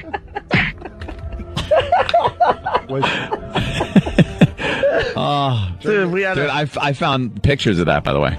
Yeah? Yeah. I was going through an old computer and I found all the pictures of the bean parties. Could you bring them in? Yeah. I don't know. We were disgusting. I'll put them on a disc. We had hot girls come in and we decided that... we called it the Blue Tarp Cabaret. Yeah, let's make it less hot by dumping beans all over their hotness. We'd have them fight each other with food products. Yeah. That's what happened. Take your clothes off and fight yourselves with food. This is great. Try this at home. If you got a really hot girlfriend, convince her to get naked in all her hotness, and then pour as many beans as possible all over her body. And watch how the hotness just kind of goes away. The hotness leaves. You got to tell your audience not to cook the beans because these guys will put on hot beans, just throw it in their girl's face. Hey, they told me to do this. Dude, can you bring those pictures in? That's great. Yeah. You got to bring them in. Definitely do that. We'll throw them up on a website. Matt on Long Island. I got hot beans. Check this out. Oh, wait a minute. All right, the hospital. Hey, let's say hi to Matt on Long Island. Matt, what's up? The power of wife compels you. The power of wife compels you. The power of wife. Yeah. When you got divorced, did you get involved? The mother-in-law, like, was she? No, not at all. No, it was your basic things I can't talk about due to pending litigation. I could tell you this much. Anthony was cut out of the posters. Yeah, that was kind of funny. We had our Demented World poster to go along with the CD, and it was framed and hung up with pride in the mother-in-law's house. She loved Opie, and And even though I broke all her stuff. Broke all the stuff when you lived there for 3 years or whatever it was. Over a year, I think. Yeah, it was a while. With you, your wife? No, he lived with my mother-in-law. Dude, we were shock jocks, and people had no idea. I was living with Aunt's mother-in-law. I had my own room in her house upstairs because I was too lazy to find my own place. I got out of there pronto. My chick at the time decided she didn't want to move to Boston, so it took her forever to get up there. There was a point where it was me, the wife, the mother-in-law, and Opie living in a small condo. How could you guys? And we would get calls every day. God, you guys are like you're an amazing shock. Oh yeah. Little did they know we were like having dinner together at Aunt's ex-mother-in-law's house. Yeah, drinking box of wine, kicking dogs under the table. It's like miserable. Billy Idol living with. Oh, it was ridiculous. It was, and then it got to a point where after a couple of weeks, like I was like, okay, we're leaving. We're moving out. So I moved to my wonderful apartment in Ashland, Mass, with the Brazilians and the chickens, which was fantastic. And Opie stayed there. Yeah, stayed at the mother-in-law's house. It was my own place. And you left debris at the house. It was my own place because she loved her box of wine to the point by the time we got home from our afternoon drive show, she was already in bed. It was I had the run of the joint. Well, no, she was downstairs watching soap operas. Well, true. And then she would go to bed when you would leave. Was she married, the mother-in-law? What? Your wife's mother, was she married or? No, she was divorced. Divorced? Yeah. She was a nice lady. I got no problem. She really never had any problems. She was with her. a nice lady. She was really nice. Yeah, I liked her. Was cool. Yeah. I'm She just had, little quirks that everybody has, and one of them was that she never made a left-hand turn in a car. She made 3 rights. No. It's a famous line. 3 rights, make a left. Dude, we sat at Route 9 so many times. We're so late. Going like, I can't make a left-hand turn because it's very dangerous. When we first moved up there, we had to fly out to L.A., and we were living in Ashland, and at Aunt's ex-mother-in-law's house, and she had to drive us to the airport, but she doesn't take left-hand turns. So it took us a couple hours to get to Logan. She actually drove us to the bus. We didn't even get to the... Oh, it took us over an hour. Logan Express. Okay, all right, I forgot. Yeah, it took us over an hour to go from... This is very local, I understand. To go from Ashland to Natick, Route 9, the bus stop there that takes... One town away. To take you to Logan Airport. It took us months later, when we started getting familiar with the area, we're like... Oh my God, Aunt! Do you realize how close That's where we were. It's a 5-minute drive. It's a 5-minute drive. It took over an hour because she doesn't take lefts. Yeah, but so we were in all these back country roads because she had to make a huge right-hand circle. But if you all she had to do was take a left, go up a country road. I forgot all the roads right now. Hit Route 9, take another right. But then you would have to take a left into the parking lot of the bus area there. Yeah. That wasn't good either. That was tricky. So she made right-hand turns, so it was a massive, huge circle until she figured out that she can make a right into the bus stop as well. I see. Because if you got to go left and you can only make rights, you basically have to go around the world to get where you're going. And yeah, it's pretty much it. She went around the globe. Here's what I see. You make the right, but like you said, if you make a big right circle. That's what I'm saying. That's what she would do. This is not a joke. This is, it's kind of funny, but it's not. It's not a joke. Wasn't funny when you were in the car. Right. It's funny now. Right. You folks are going to, if your guys are going to Wisecrackers that's in Scranton this weekend, you got to make a left turn. Yeah, at some point. You'll have to make a left. That's where you'll see Rich. And run over Rich if you see him in the road. We're babbling. The phones are lit. That's crazy. Oh, my God. Some great phone calls. All right, stay there. It's Opie and Anthony. Opie, Anthony, Rich Voss. Hi. Rich will be at Wisecrackers in Scranton, Pennsylvania this weekend, Friday and Saturday. I have a little postscript, a little PS to a subject we were talking about yesterday. Mm-hmm. You know, my home defense. A lot of people were commenting on that, by the way. I got a lot of kudos from a lot of police officers that said my idea of home defense and having guns in the house and an alarm system and a game plan if something happens, like a home invasion, is a smart thing to do. So you're not being a victim. You're not going to end up a victim with a phone cord wrapped around your neck, watching your family ravaged as you go, I wish I would have had a gun or something. And I was being called crazy. I listened to the replay, and I, kind of taking myself out of it and listening, I did sound a bit crazy. I would call it kooky, yeah. But no, I understood everything I was saying. I still agree with myself. So, the thing is, my brother called me up and then reminded me of something that kind of tells me where this came from. Oh, no. The old man. Yeah, of course. Yeah. Comes from my father, who had guns everywhere, apparently. And my brother reminded me of one time where my brother went out to California. That's where my father was living. Drives up to my father's place and had to yell from behind a tree, "No, Dad, it's me. It's me." Because my father was at the front door, like in his underwear, with a .357 Magnum, pointing it. Did he ever get mail? Because it was nighttime, I guess, and he was ready to shoot my brother, who was behind a tree taking cover, going, Dad, it's Joe, your son. Was he just coming home late? No, Joe was Joe was dropping in, but he didn't live there. He lived in New York. He was coming up to visit, and I guess it was a surprise visit. And you get a gun pulled on you. Yeah. What are you going to do? But that isn't the only thing. I also recall a story from the 80s at some point, and it was in the newspaper. Back then in San Juan Capistrano. That's where he lived.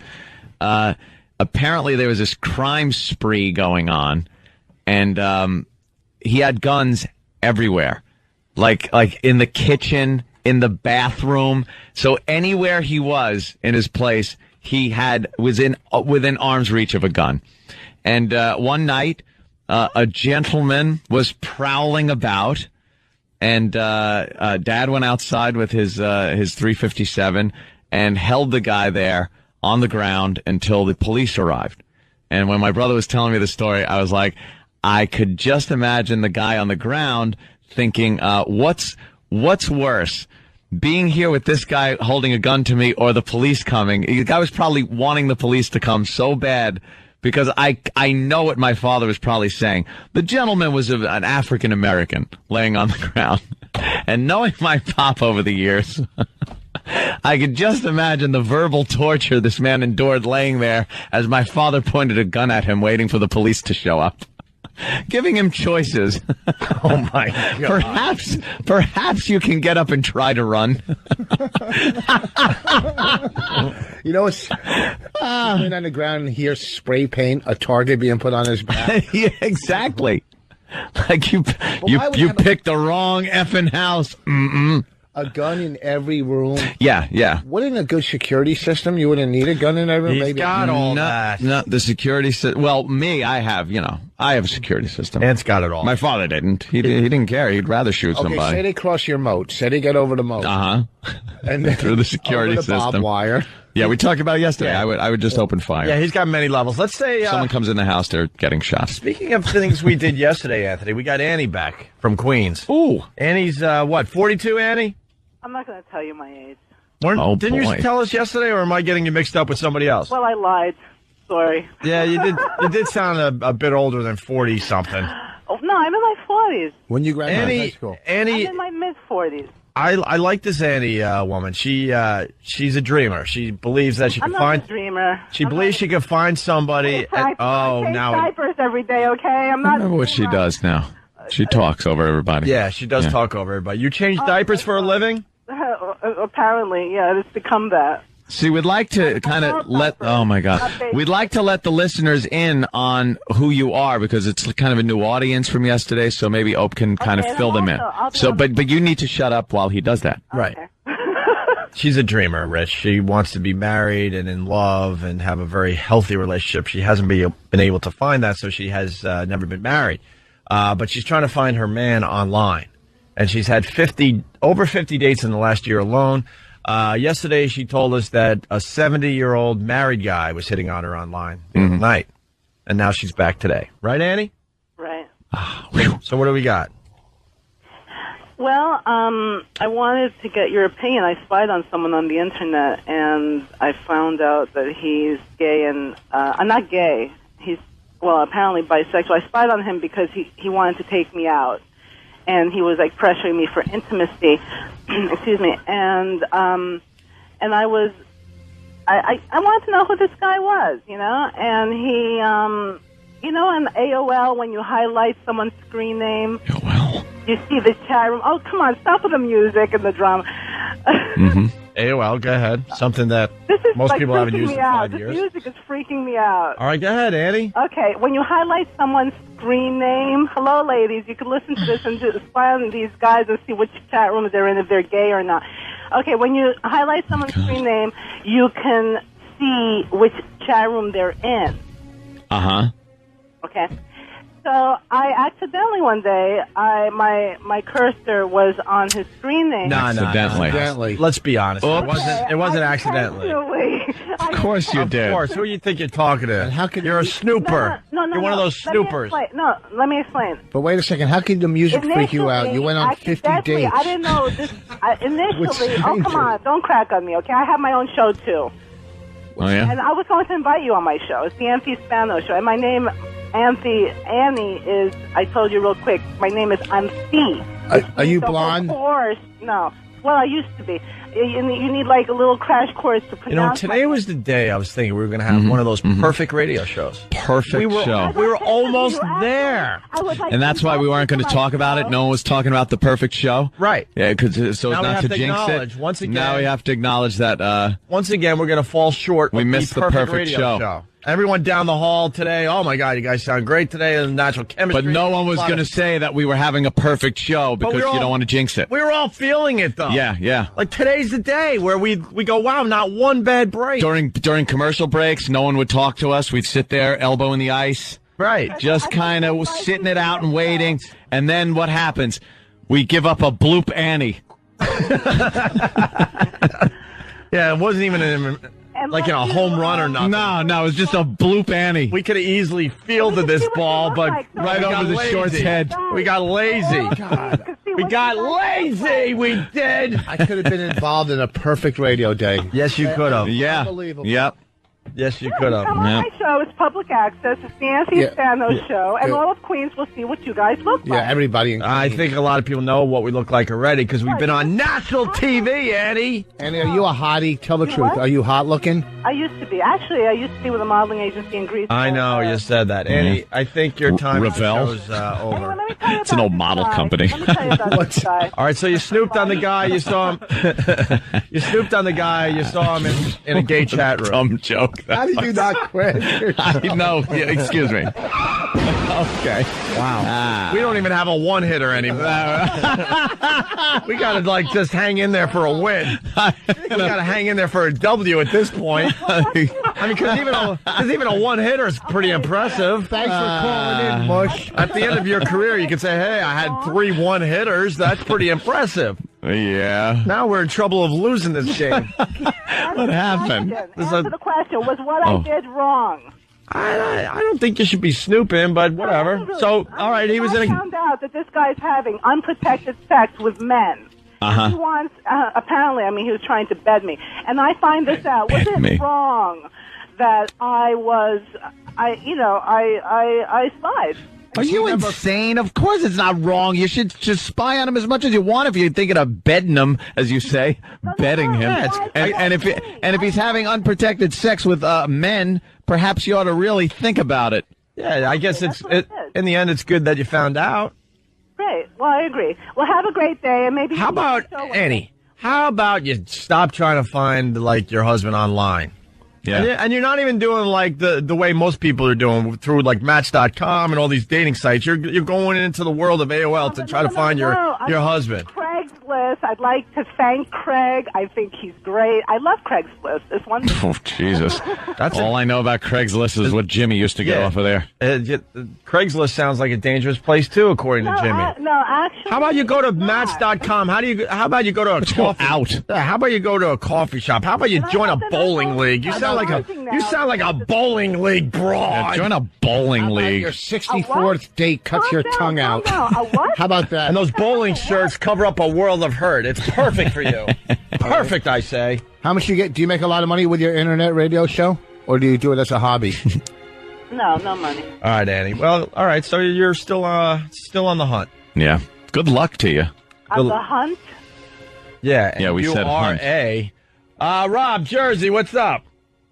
Yeah, earlier when you guys were talking about Anthony's fortress in the middle of Israel, I heard Bob say barbed wire, and I just wanted to know what Bob's wire looks like. Yeah. What is a bob wire? Bob wire. Okay, so you know what? Listen, here's the thing. We were having a no-hitter, and when it fell apart, I made a mistake. I'm sorry. I was rattled. Everyone got rattled and bobbled the ball, and we stunk. Oh, my God. We just let her run in. What is going on here? Barbed wire, right? Barbed wire, yes. Yes. All right. Thank you, Rob. Barbed wire. Hey, we got this little story coming in today. Hey, do we have any more presidential hackery today? Let's see, what's when the president jogs around the White House, that's presidential hackery. The jog. Well, any jog that he takes with the Secret Service, right, is hackery. When he drives through Dallas just to get his head blown off, that's such hack. That's hack. His wife is picking his brains off of the trunk. No big deal. We've seen it. Presidential hackery signing a bill with 100 pens. Yeah. You see that, where the pen switch. Having the meeting with that guy from another country where they just sit in those chairs awkwardly far away from each other with the small little table in between them. And just nod at each other because they don't speak each other's language. Yeah. Or standing next to the opposing party, like when Bush was with Gore, but pretending they like each other. Yeah. And they're completely hackery. Yeah. They're calling Annie the... hackery. Steve from Bayshore is calling Annie the cooler. Yeah. Yeah. Wow. They brought her in. We were on a streak. Annie's the cooler. What happened? Pushed her into the bathroom. Yeah, you mush. And finished. She's a mush. I know. Had a big pile of chips. She calls, gets done. What happened? Oh, it's like she touches your arm when you're shooting craps. Thank you. Thank you for touching my arm. 7 out. 7 out. Thank you. Let me tell you how bad Annie is. The phones have gone dead. We got here at, we came in studio around 5:50. Yep. Every phone was lit and ready to go. Ready to go. They know they can participate, give and take, boom, boom, boom, right? The phones have been lit the entire time until right now. Until like Annie. Black Monday. This is like they're jumping out of their windows now. Yeah. Thank you, Annie. Black Friday. Oh, Friday. I said Monday. I was 4 days early. Oh, my God. Another run was just let in. We're going to the ninth inning. Let's hang in there. Oh, no. We just need 3 outs now. It's going to be a hell of an upset. No, the no-hitter's a distant memory at this point. The one-hitter is completely gone. We don't even have a shutout at this point. Let's go to the bullpen. Now we're using up all our available pitchers just to try to get a win. Oh, my God. We're running out of pitchers. The second baseman's going to come out of the dugout to attempt to pitch. Great. I love when that. I love that old gag. Oh, yeah. Baseball. They do that. Run out of pitchers, so like the second baseman or. Hey, he pitched in college. Right. All of a sudden he's hitting somebody in the stands. Great. Wonderful. We got this. It's quick. I'm a blonde, and tonight there's a new report out about us fair-haired ladies, and no, it's not that we have more fun, it's that we actually make men act dumb. I read all about this, Martha. Researchers found that if a man is shown an image of a blonde woman, scores on general knowledge tests drop. They say blondes have the potential to make people act in a dumber way because those people mimic the unconscious stereotype of the dumb blonde. Dumb blonde. The dumb? No, I think your attention gets drawn away from what you're trying to think about as you look at the blonde. It's ridiculous because I could be dumb without a blonde in front of me. Doesn't need a. That's true. Maybe that's the problem. Oh, he's looking at you the whole time. He sees a blonde and he's retarded on the show. Oh, thank God he didn't marry a blonde. She was at one point. Yeah. Married. How's that working out? You don't like the marriage? Oh, it's great. No, yeah. You just went, oh, boy. Whoa, you don't have no idea wow. what you just did. What did I do? Oh, you just married. Went, I thought you were married. just talking about the whole match. No, she's cool, man. Yeah. Yeah, things are great. Boy. Oh, boy. Let's say hi to Paul in Jersey. Oh, boy. Because it's all about the kid and not you anymore. Oh, boy. Right? Well, yeah, I guess. But you know that. You were married before with kids. So you know it turns into not about Bonnie and Rich. It's about Bonnie and the baby, and Rich is the guy that makes the money. Yeah, but if the baby's the last time you use certain parts of your... Well, whatever. Oh, no. Boy. Oh, no. Oh, no. Oh. Let's say hi to Paul in Jersey. Paul. Hey. Hey. I think that Annie chick is making me linger less.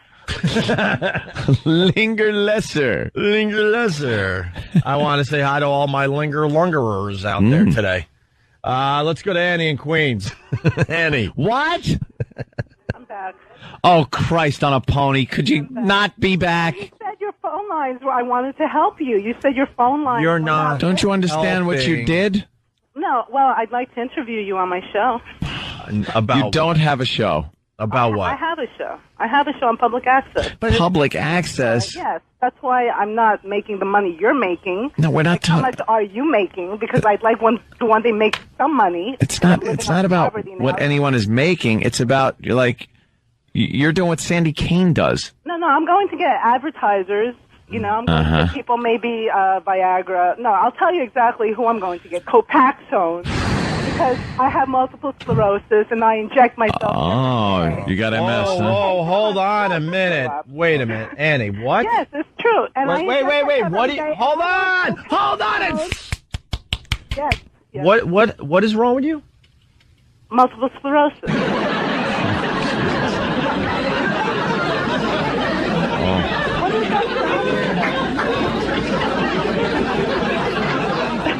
What? That's why you can't find a husband. Nobody wants to build a ramp.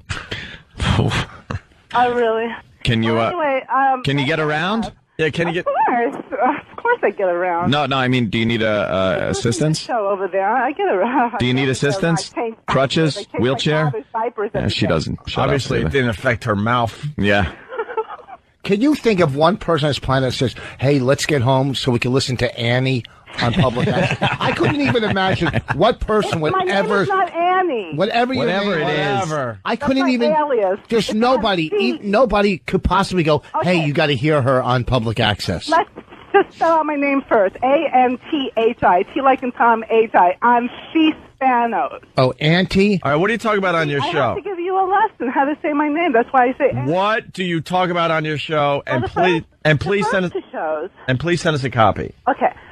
The first two shows were about drunk drivers, and I basically yell at them. I tell them that they're losers. Why? Why? Please don't tell me you're a Jew. You know, some people are pretty good at drunk driving. There. And D, whatever your name is. That's I'm good. C. I'm C. That's good. People are going to listen to a radio show where they're lectured at. Change my name. Yeah, where they yelled at. Where they're yelled at. It's nice. For their Don't drive drunk. For their foibles. The word of the day Well, is I did foible. stand up. I did stand up, so it's Did you? How do you do stand up? funny, you know.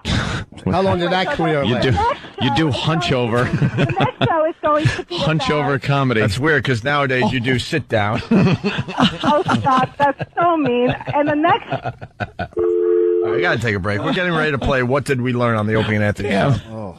Let's, did we have anything on the blonde thing? That was just dumb, right? One of the dumb news stories? Okay. Yeah. We're done with that one. Opie and Anthony, Bad Boy Radio host. Opie and Anthony. Hey, we're getting ready to play What Did We Learn on the Opie and Anthony show. It's like college today. Yeah. Wasn't it? Just an educational show. Brendan in New York, he picked up on something Rich said before the break. Yes, Brendan, we're going to start with you. What's up? What's going on, guys? Hey, Brendan.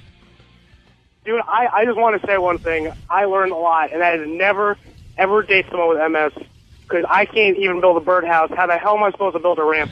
That's all I'm saying. Yeah, I walked out of the studio during the break, and Tim goes, you guys didn't acknowledge Rich's great line. And what was the line about... She can't find it. Nobody wants to build a ramp. Yeah. and then we went off during the break. I'm like, you know, who wants a ramp outside their house? It brings down the value of your home. It's just that eyesore. Depressing. That ramp is an eyesore. An eyesore. That could take a castle and turn it into a trailer. Most people can't, maintain a deck and make it look nice. Right. You know, you got to stain it all the time and make it look nice. Those ramps just always look all rickety and... They're a bit of an eyesore. An eyesore to the neighborhood. Painted gray. How come they never paint them a cheerful? Paint them festive. Yeah. I'm rolling my wheelchair up this festive ramp. And then you go out and buy Christmas lights, and you got to get extra lights because of the Decorate the ramp. You gotta decorate the ramp. Like, before Grandpa moved in, you only spending like 50 on lights. Now you got to spend 52 because of Grandpa and his inconvenience. Thanks, Grandpa. You're going to chip in for the lights this year. The ramp. The ramp. Hey, I think we're blown up in Carolina. We get a lot of calls from Carolina every day. Mark, what's up? Welcome. Oh, yes. I just wanted to let you guys know what I learned today, that having Rich Voss by your side and Annie with her 50 dates and her multiple sclerosis, that she's overcome. Shut up. I didn't get it. Linger longer. Well, that's a Jimmy bit. What part of Carolina are you guys in? All of Carolina? Yeah. Yes. Cool. Both. Love Carolina. South and north. Cool. What about East and West Carolina? Yeah, but the East and West don't get the acknowledgement they deserve. They really It's don't. all about the North. You and the barely South. ever hear of East Carolina. I want to know what West Carolina is all about. I hear it's nice. Yeah. Yeah. I was working a club in Charlotte. I worked there once, and he won't bring me back. He said, "Well, he's too New York." Oh, really? That means too Jew. Is what that really means. Wasn't Seinfeld and Sopranos a little New York? The biggest shows on TV. No, Sopranos was Jersey. You're comparing yourself to the Sopranos and Seinfeld. No, I'm saying no. Sopranos, Seinfeld, and Voss. And Voss. Thank God. You know something? That's wonderful. Sometimes the obvious just goes right over my head. Thank God you pointed that out. He actually compared himself to Seinfeld and The Sopranos, two of the most popular TV shows in history, and Jerry Rich Seinfeld. Voss. Jerry Seinfeld is making movies. You're a wisecracker. So that was a very good observation on your part, I'm thinking. This is where you guys are. Yeah. Those shows were both 10s on a 1 to 10 scale, right? Yeah. As a stand-up, I know I'm a 10. But did I ever tell you... Seinfeld wasn't successful because it was a New York show. Hi, Bonnie. Let me buzz you up. Right. Oh, here comes... It's Norton.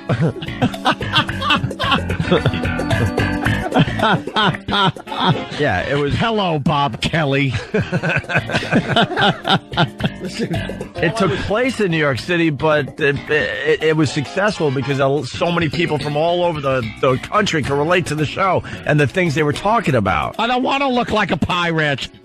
All I was trying to do was trash the club in Charlotte. They won't rehire me. Thank you. Now they have a reason not to rehire me because I'm delusional. Sign Voss. Wow. Oh, and now we missed a... Oh, well, whatever. It's fine. We had a good phone call. All right, let's say hi to Charles in Jersey. It happens. Charles, what's up? Hey. Hey. Good morning, gentlemen. Good morning. I learned that when you have a horse like Annie, you should take her out back and shoot her. There you go. Let's go to Al in Jersey. Al? Al? What do you say, Al? We miss Al. How's that Boomer show working out for you? Al? How's Boomer? Tell Boomer we said hi, Al. Did he punch you yet, Al? Al. All right, Al. Hi, I learned today that Anthony should be my own protection system in my house because he'll just take down an army. That's it. There you go. Shoot first. All right, let's go to Carl in Westchester. We don't know much about this Westchester area. What's up, Carl? Hey, guys, I learned that one of the symptoms of MS is a snotty, congested, awful voice. That won't shut up, apparently. Well, there you go. Let's go to Rich in Bohemia. Rich? Hey, guys. Hey. Today I learned that a perfect game can be ruined by a bunt. A bunt. That's very good. And as well. Let's go to Josh in Minnesota. Josh? Hey, how's it going? Hey. You do any Fargo? What's that? You do any Fargo? No, I'm from southern Minnesota. He's in Minnesota. Minnesota, I know, but it's close enough. Yeah, it is. You can hear a little Fargo in his voice. You hear it, right, Ant? Oh, of course I do. Down by the lake. It's going crazy down by the lake. So I figured I'd phone it in. So I did. End of story. You don't do one Fargo line, Josh? No. All right. What do you got for the show? I learned that Babe, the blue ox. Love that line. What about that creep that was trying to pick her up when she was pregnant, man? Oh, you're such a nice lady. Yeah. Josh, go ahead. I learned. Okay, I'll let you get back to your paperwork then. Well, how do you know? Okay, Margie. Okay. Hey, I'm cooperating here. Cooperating here.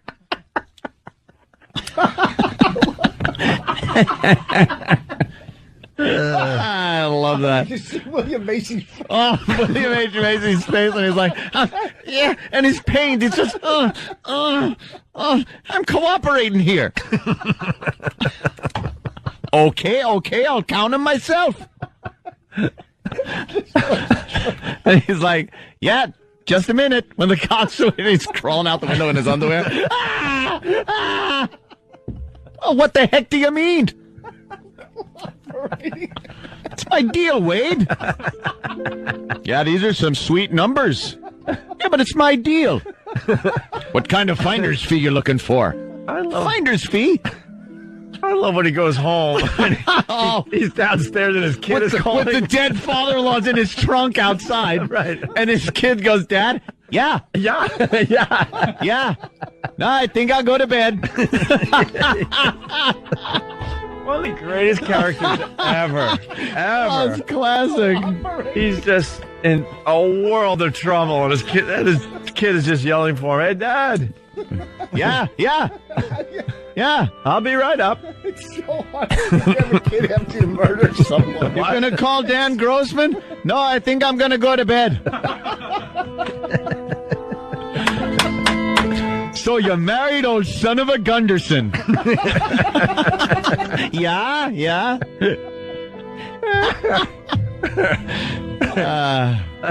Where were we? Yeah. Oh, yes, Dan. Dan wants in. Just one little detail about the son is when he's all depressed on his bed. Oh, yeah. And his mom and his accordion is sitting next to him on the He's got bed. his accordion, and then his hero, the accordion king, on the back of his door, the poster.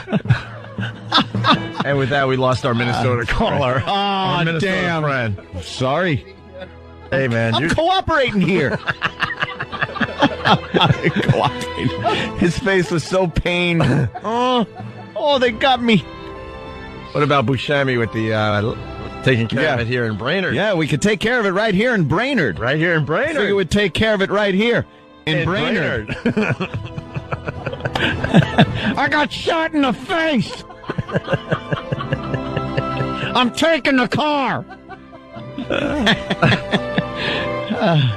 One of my top 10 right there. I've told this a couple times in the last month or so, Rich, but I showed Lindsay that movie for the first time. She never saw Fargo, and I said, "Oh, it's a comedy, man. You're gonna love this." and halfway through, she goes, "I thought you told me this was a comedy," and I wasn't gonna back down. I'm like, "It is. Do you understand why this is a comedy?"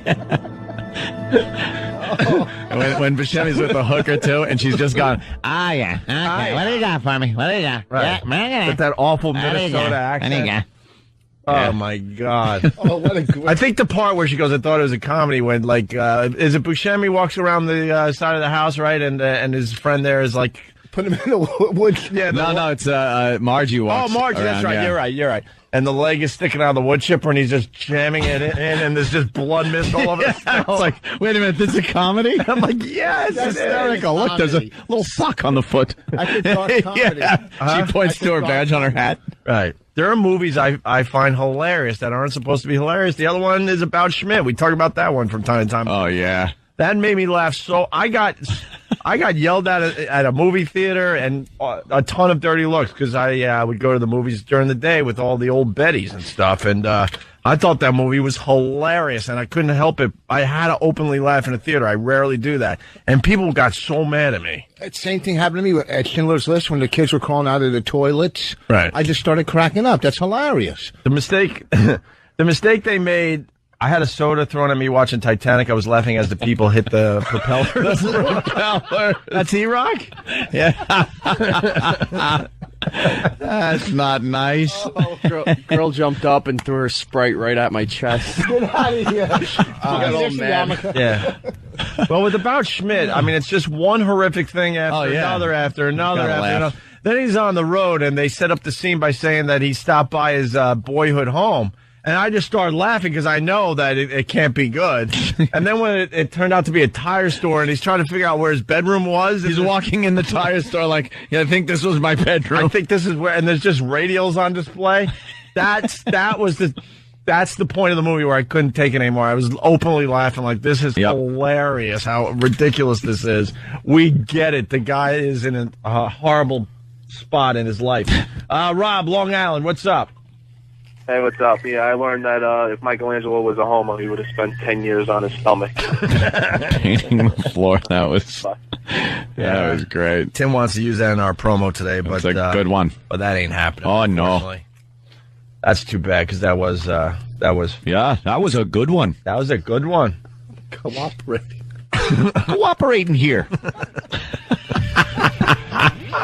He's also great in The Cooler. And Boogie Nights, he was great Boogie in Nights, that. obviously. But you've seen The Cooler, right? Yeah. Because he plays kind of the same type of pathetic role, man. Always.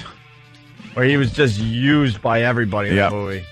Same with the movie where he played like a retarded guy, selling door to door. I don't remember that one.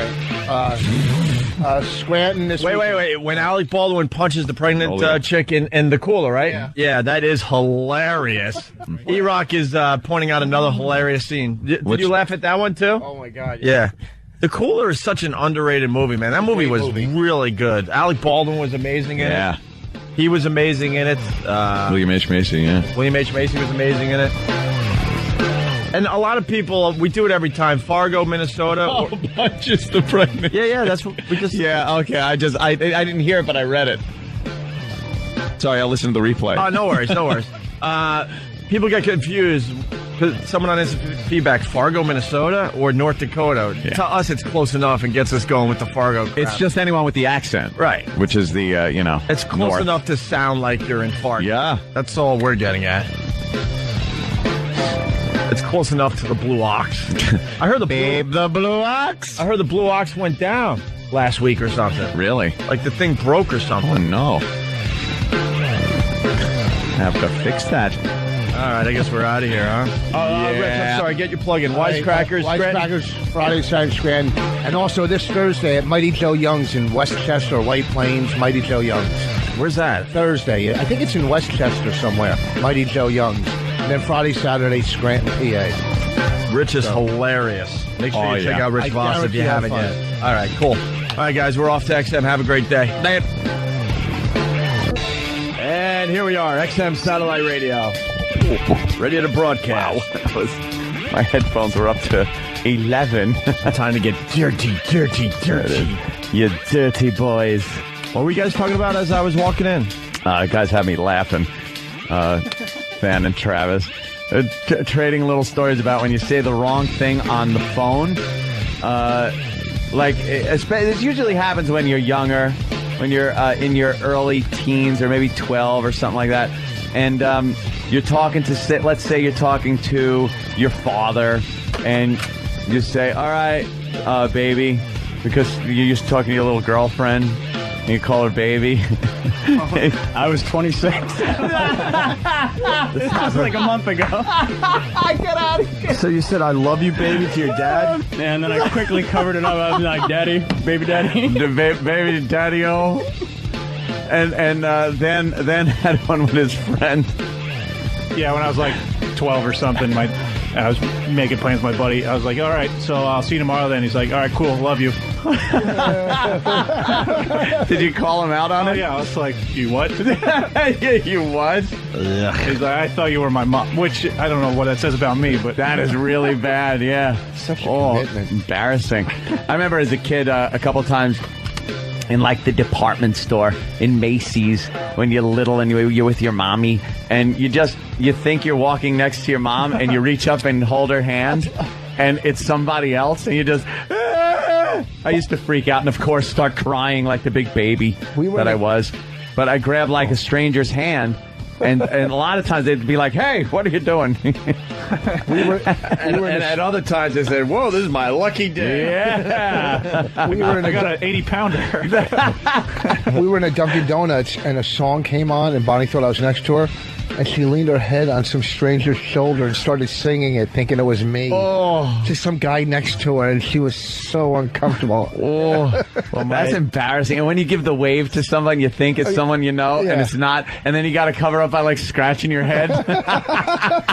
It's just so embarrassing, man. Or somebody waves to somebody else, and you think it's you. Oh, you think it's you, and you wave back, and then the other person comes from behind. He goes, "Hi, how you doing?" And you're like, and then you got to go walk past them like you were waving to somebody else behind them. You got a friend. Yeah. Yeah, but I got you all beat. The famous walking out of Shea Stadium holding Danny's hand. Well, that was nothing beats that story. That was a joke on you. We're just talking about like circumstances that just happen and you're embarrassed. Yeah. That one was bad. Yeah. But I mean, we had box seats for the Mets game because I don't think Rich has heard the story. And I went with Lindsay and Danny. I had 4 tickets, and so we still on next round, whatever. But Danny's a huge Mets fan, so we go, have a good time. We want to beat the traffic out, whatever. And I start walking all the way up to the exit, a long walk. And I reach behind me, and I have eye contact, and I grab Lindsay's hand, feeling real good about myself, my new chick. I'm in love. Here I am walking out, getting recognized, waving, hey. Somewhere along the way, they did the old switcheroo. This is why I love my chick, by the way. And she let go of my hand, and Danny grabbed onto my hand. And then she backed way up. So now it looks like, well, it didn't look like it was. It was. I was walking out of Shea Stadium waving and acknowledging fans as I'm holding Danny's hand behind me. And I'm playing it up, too. As I'm holding his hands, I'm just kind of making that, that face. Looking all coy. Just like looking around at people like, Oh, that's horrible. A little girl in a relationship. Well, Lindsay to this day goes, "You didn't notice the calluses on his hands?" How do you not notice like Lindsay's hand as opposed to Danny's hand? I guess you don't have... I have nice hands. I'm not saying you plow fields every day or anything, but I mean, the difference between Lindsay's hand and your hand has to be noticeable. Very girlish. And then we got to the exit. Now you're out of the stadium for the most part, as far as people checking you out or whatever. And I turned around, and they're laughing hysterically. I'm like, no. How long was this like this? And I'm like, and then it hit me. I'm like, oh my God. I know it's different, I guess, than what you guys are talking about, but they are bringing it up like crazy on the instant feedback there. Yeah, I made it to the parking lot of our local grocery store as a 4-year-old, thinking I was with my mom. And that was the longest 50 feet when I had to look back. It was like one of those old Hitchcocks, like, your mom's driving away laughing. Probably. You don't know Mother, do you? No. I freaked my mom out once because we went shopping, and I was really little. This is like one of my first memories. I think I was like 5 or something. And she bought me one of those balsa wood little airplanes that you put together with the rubber band, and I wanted to play with it so bad that I took it out of the shopping cart and just walked out of the supermarket and started walking down the street where I thought was home with no sense of direction or anything. And then a cop pulled up and grabbed me, and there was my panicked mother.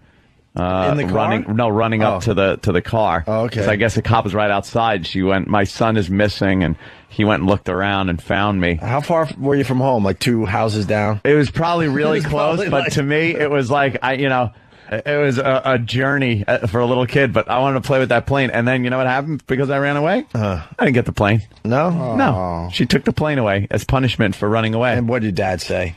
He shouldn't be playing with planes. I don't know. He was drinking something. Right. Cleaning his guns. He should be Cleaning his guns. He's 7 years old, bro. He should be banging broads. And working. When is he going to contribute to this household, Ro? He's just a kid, Joey. Kid, when I was a kid, don't give me that shit, Ro. Shut up, you piece of shit. I'm a piece of shit. Go fuck yourself. Wham! Spaghetti against the wall. Stop arguing. Stop fighting. Why got a stomach ache? Kid doesn't have a stomach ache. You turned him into a pussy, Ro. You want to turn him into a faggot? You want to turn him into a faggot, Ro? Oh. Oh, God. Oh, I just should have fucking sucked cock and showed both of them. Look what you did to me. Like it was yesterday, he remembers this stuff. Oh. Hey, we got a great one coming in. Constant. Let go and let God. Shut up, 12-step asshole. It's the feedback. No name, unfortunately, but the guy writes, I said I love you to a coworker as if she were my wife. Just had nightmares about a harassment lawsuit. Yeah. That could get you in deep trouble. I know I've tripped up on the phone like that, but I can't really remember exactly the circumstance. I think there was an I love you in there once, and it was somebody really inappropriate. You ever call the wrong or something? You ever call the wrong person? You're like, oh fuck, I don't want to talk to this fucking person. Then you make up some bizarre reason why you're calling them. Gotta go. Hey, you gonna be in New York this weekend? New York? I live in Dallas, whatever. I don't know. Yeah, just wondering. I had a dream about you the other night. You just try to work your way out of that mess. Oh, that's a good one. Yeah, had a dream about you. Right. Really disgusting. Someone's saying, by the way, that spaghetti against the wall never gets old. Yeah, it did get old. Hitler Satan from Norway. Hey, Debbie. Hitler Satan. Lindenhurst, what's up? It's evil. Debbie? Hey, Debbie. Hold on, I didn't do my thing. From Lindenhurst. Isn't this great? Great iced tea. Hey, Debbie. Debbie? Hey. Hi. Hi, Debbie. How Mine are wasn't as bad as Opie's, but when I was in a bar when I was younger with my husband that we were going out, reached into some other guy's pocket. Why? What were you looking for besides the obvious? I don't know. What do you think I was looking for? Little cack? Little. You want a little Yeah. cack? Where's your cack? Show me your cock. Where's your quack? Hey, Debbie, make it seem like Lindenhurst is the place to be. So what happened? Anything good? The guy just kind of like looked at me, and I when he turned his face, I was like, "Oh my god!" And just one of those. What are you doing? Yeah, the touching thing is really strange. Well, he thought he was, Yeah. You ever have somebody online, like maybe you were online at the movie, and this is really awkward, and some kid, I think we talked about this, swings his arm and hits your dick? I come like a jackrabbit. It's so embarrassing. Or when one of your friends does that, like you're standing online and they swing their arm and hit your dick. Yeah, like, oh, my buddy just touched my cock. Why do people say they come like a jackrabbit? I mean, I don't know. Who has seen a jackrabbit Well, come? you've got to assume by how fast they fuck, they got to really like come. Yeah. I'm not gonna say I come like a gorilla. Why don't you keep talking, Mars? No problem. There's live mics. I thought I was hearing voices in my head, and then I turned to my left and went, "Oh, okay, it's Mars." Let's go to Tom the trucker. Tom, what's up? Hey, I had a comment about, it was kind of along the lines of your whole thinking somebody's waving to you and they're really waving to somebody behind you. I find myself in situations where I'm standing around a lot of other truckers waiting to check in at a receiver or something, and somebody will be on a Bluetooth headset and talking, and you don't realize that they're on a Bluetooth, and they're just talking and they're looking at you, and you start answering them, and then you realize that they're not talking to you, and that Yeah, that happens in cabs a lot. You'll give the cab, you'll say like, yeah, I would need to go to 45th and 3rd or something, and they go okay and start driving. Then you hear them go like, and you go, excuse me, and they don't acknowledge you or anything, and then you realize, oh, they're just talking to some terrorist. It becomes funny after you fall victim to it, though. Then you can stand back and you can watch everybody else do it. Then it becomes fun. You know, before the Bluetooth craze, when they just started getting out there, how many people thought they were looking at crazy people? Now it's pretty much accepted. If you see someone babbling, you're like, oh, they got to be on a Bluetooth. Just walking down the street talking to themselves. Yeah, but at first it was the most bizarre thing. Like, what is wrong with that fucking person? Yeah. And it's the animated people, really, too, because there are certain people that can just walk and talk. And then there's people that have to, like, make hand movements and emote with their body, and that looks really odd. How come if you're in a restaurant and somebody, or whatever, it doesn't matter, and somebody's talking on a cell phone, you get mad because they're talking? But if they were just with somebody else and they were talking, you wouldn't get mad. No, I understand what you're saying. That kind of, he's kind of making a point. Like, why don't you shut up? You're on this, we're trying to eat or whatever. But if he was with company and talking, you wouldn't say that. I guess because they don't talk like this when someone's across from them at the table. Hey! Yeah, maybe they talk a little louder. That's the reason. Talk low, but you're right. If somebody else was there and they were talking, it would be two people talking. Also, too, when I'm in a restaurant, if somebody blows their nose, when I get crazy. Yes. Like, and if they're an older white guy, I'll yell at them. If they're like a big black dude, I won't. You never but know. No. You don't know who you get. You know, if I know I can beat them, but why would people blow their nose as I'm eating my big meal? Yeah. Go in the bathroom. Go to the bathroom. It's the worst. First of all, I don't think you're capable of really blowing your nose to that extent and cleaning everything up and knowing everything is spotless. You know, I usually, if I'm blowing my nose, I want to be in front of a mirror because I want to make sure there's nothing sticking out. Yeah. I don't want any rubber bands left. Oh, the other day I was picking my nose a little, and I didn't realize it, and I went to take a pee, and next thing I know, I see this booger on my dick. Oh, God. I didn't know. Damn. I didn't get it off my finger. Oh, fuck, Rich. I thought I had like a wart on the head of my dick, and it was a little booger. Oh, that's disgusting. That one. Holy shit. That's a tough one. No wonder Bonnie won't put that thing in her fucking mouth. Let's go to back to Max in Dallas. I think Max just makes up shit at this point, but what the hell? Booger Max. Dick Voss. Maxie, what's up? That was a good one, boss. That was rolling. Now, I ain't making this shit up. 3 weeks ago, my chick got into a pickup that was like the identical color as mine and looked at the guy and says, "What the hell are you doing to my husband's pickup?" And it was another dude's truck. It was the same. Now I'm punching out. He was spiraling in, but he punched out in time. I think we've gotten into wrong cars before. I think that could happen. Yeah, let's go to Kentucky. John, what's up? Kentucky. Hey, how's it going, guys? Hey, buddy. TNA with O&A Survivor long ago. Great night, man. I can't even remember it. All right. Wait, what? I was at TNA with O&A Survivor out in Buffalo. Oh, fuck. Yeah, Hey. great night, man. I don't remember nothing but parking the car. Yeah, that's like being in the Nom. There's a few people that realize and remember, and TNA with O&A. Band of Brothers. And Anthony, Buffalo is still part of New York, not Canada. All right. I love Buffalo. I really do. I lived up there. Buffalo is A lot of good- South Canada. Good fans and people up there. Yeah. Yeah, that kind of blew over real quick when you had the New York problem. Mm-hmm. So what do you got there, Johnny? Yeah, I was having a little Christmas get-together at my house, and my wife was behind me. I reached back to grab her crotch, and it turned out to be my father-in-law had slipped in between us, so I grabbed a handful of his jam. Shit.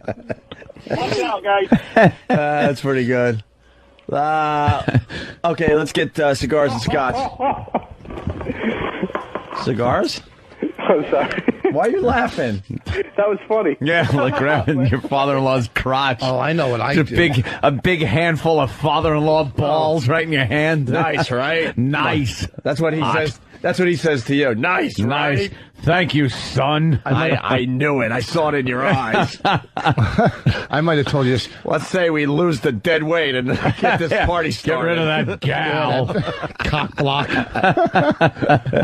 When I was getting married to my first wife, Kelly, they were having an engagement party. The whole families, everybody was in there sitting down. My family, her family. I might have told you this. And her last name was Gilligan. So we opened the presents. We opened the presents, and I went to say thank you. And I want to thank Mr. and Mrs. Wadley, my ex-girlfriend's last name. I said in front of everybody. Yeah, that's a slip. Oh, man. I did that once with a girlfriend. What? You ever do that? You call a girlfriend by your ex's name? Yeah, all the time. At the beginning of the relationship, you really got to watch your ass. I did it one time only. Really? Yeah. I think a lot of people have done that.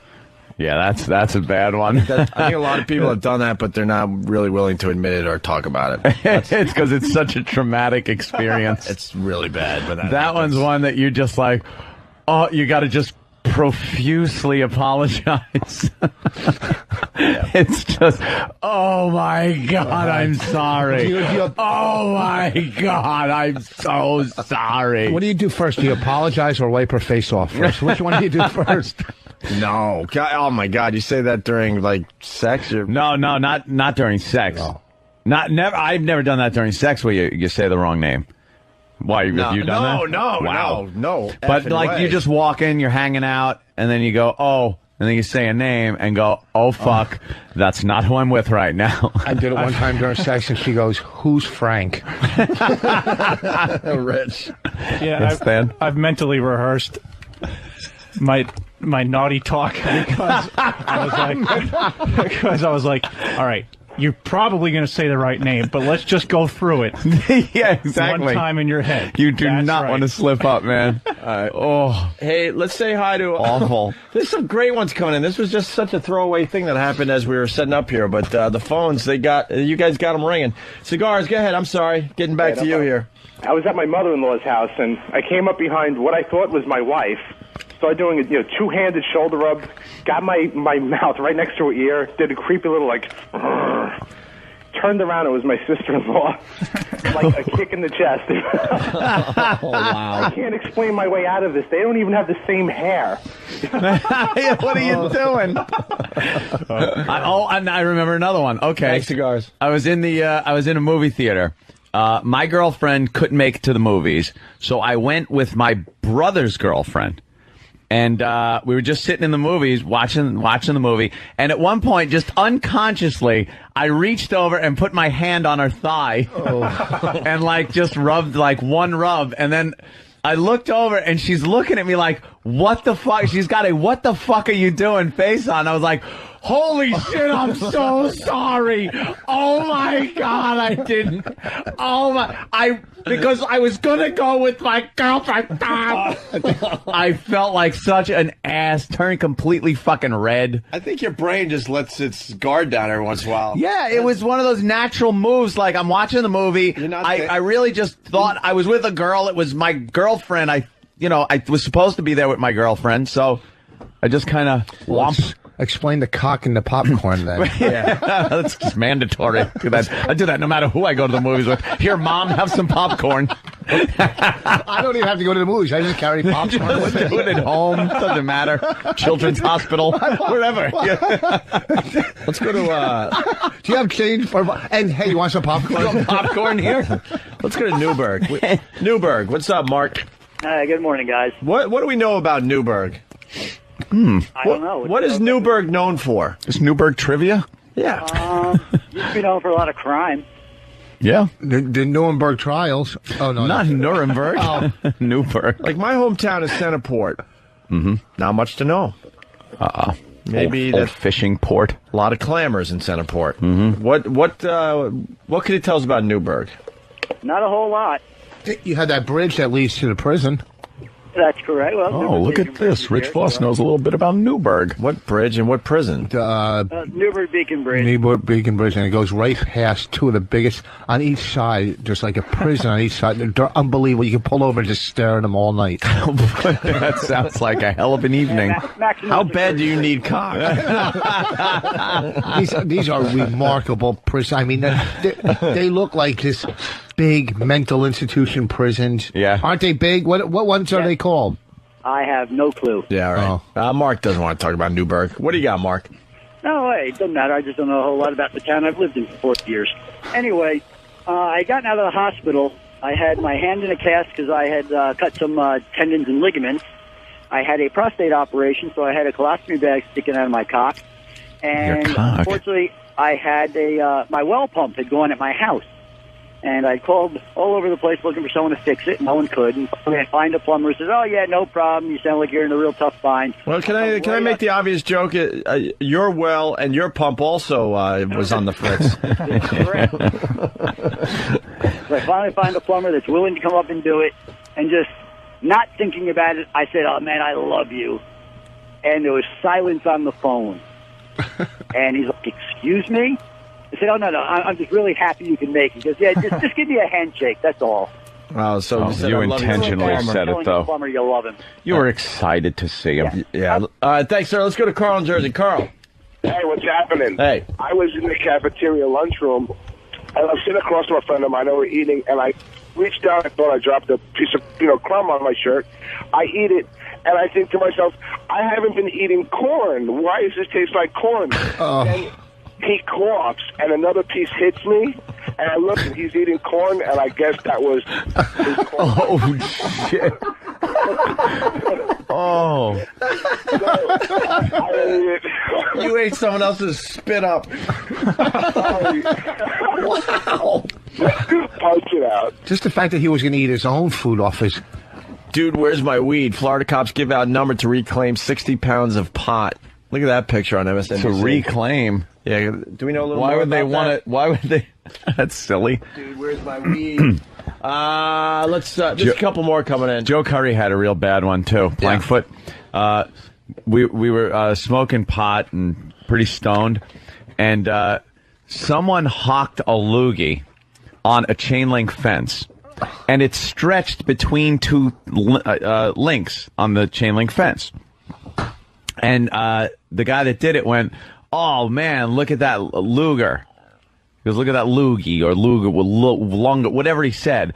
Joe Curry thought he said, "Look at that doob," thinking that there was a joint wedged in the fence. So all we saw was him go, our friend go, "Look at that Luger," and Plankfoot walk up and grabbed it. And pulled it toward him, thinking it was a joint. He was that fucked up. And we had no idea what his mindset was. We were like, why is he grabbing someone's fucking lung snot hanging from a fence? Yeah, snot is a rough one. Justin in Kansas. Justin! Yo, what's up, dude? Hey, man. Go back for holidays with my new chick and everything, and a bunch of us go out, local bar there, get all fucked up, and go back home. Well, my brother's there, too. Go home with the chick, lay in bed. She's like, I gotta go piss. She's all drunk. Comes back in. I end up passing out. Wake up next morning. She's laying in bed with my brother.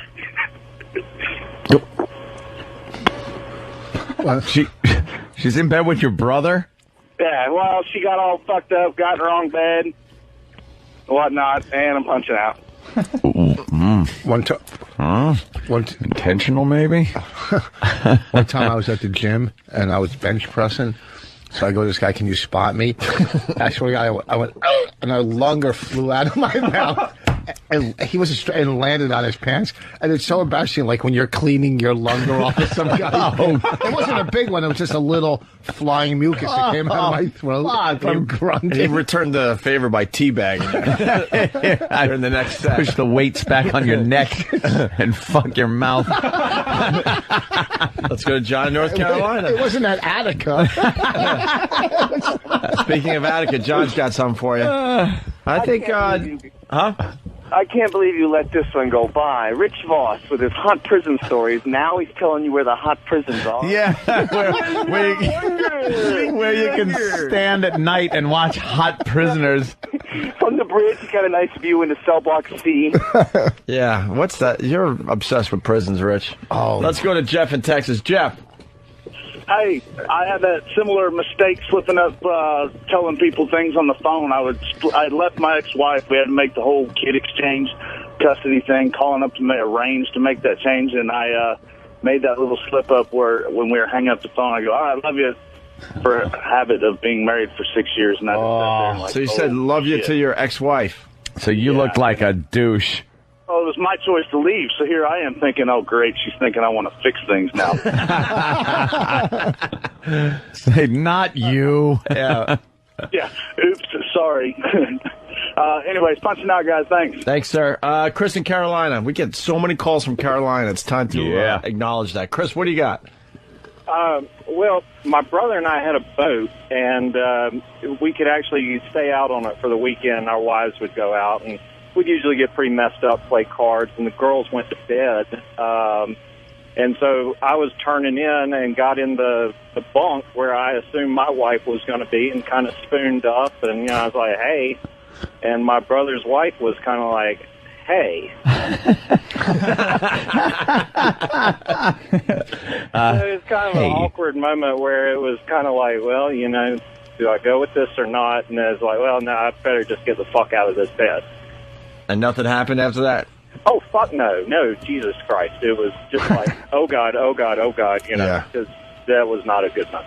That's a good one. There you go. Getting in bed with the brother's wife. Thank you, sir. I have another real quick one. Oh, yeah. This time I was producing a radio show in Philadelphia, and the talent of that show texted me calling me baby, and that he was going back to his hotel room for a little nappy. That was a Yes, funny mix-up. that is true. I forgot about that. Yeah, Love there you and miss. You fucker. Mike in Kentucky, what's up? Hey, a year ago at Christmas, I was at my house doing the Christmas dinner thing. I walked into the kitchen and saw what I thought was my wife getting something out of the oven. Walked up behind her and gave her a good goose, and it was my mother-in-law. Oh, you goosed your mother-in-law? Her ass looks Yes, like I certainly did. your wife's ass. Oh, that's not very good. There you go. You mistake your mother-in-law's ass for your wife's. All right. We should take a break. The phones. Sure. We can continue with this, no problem. We got other things to do too. Drag queen hit McDonald's manager with the tire iron. That's a good story today. AJ Poop, a new character doing a WoW promo. AJ Poop. Oh, I got a good one. It'll speak for itself. I'm sure it will. It better. Is it good? We're being encouraged to try to bring some of our back office antics to the on air, and we'll see how it turns out. So we're going to introduce everybody to AJ Poop next. All right. Oh, boy. All right. Welcome, AJ Poop, to the family. We meet AJ Poop next. It's Opie Stay Anthony. tuned. Every knee must bend, every head must bow, every tongue must confess, thou art the greatest of all time. Ella, A. Yeah, we suck. Opie and Anthony, y'all.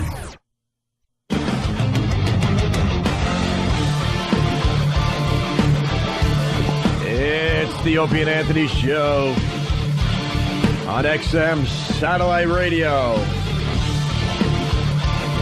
We have no bosses.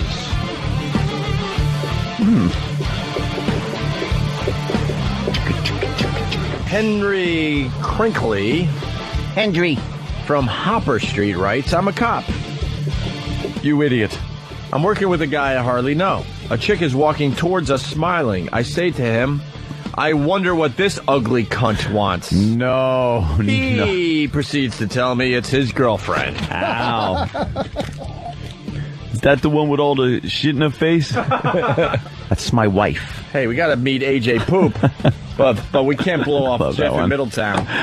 Jeff, what's up? Hey, guys, what's up? Hey.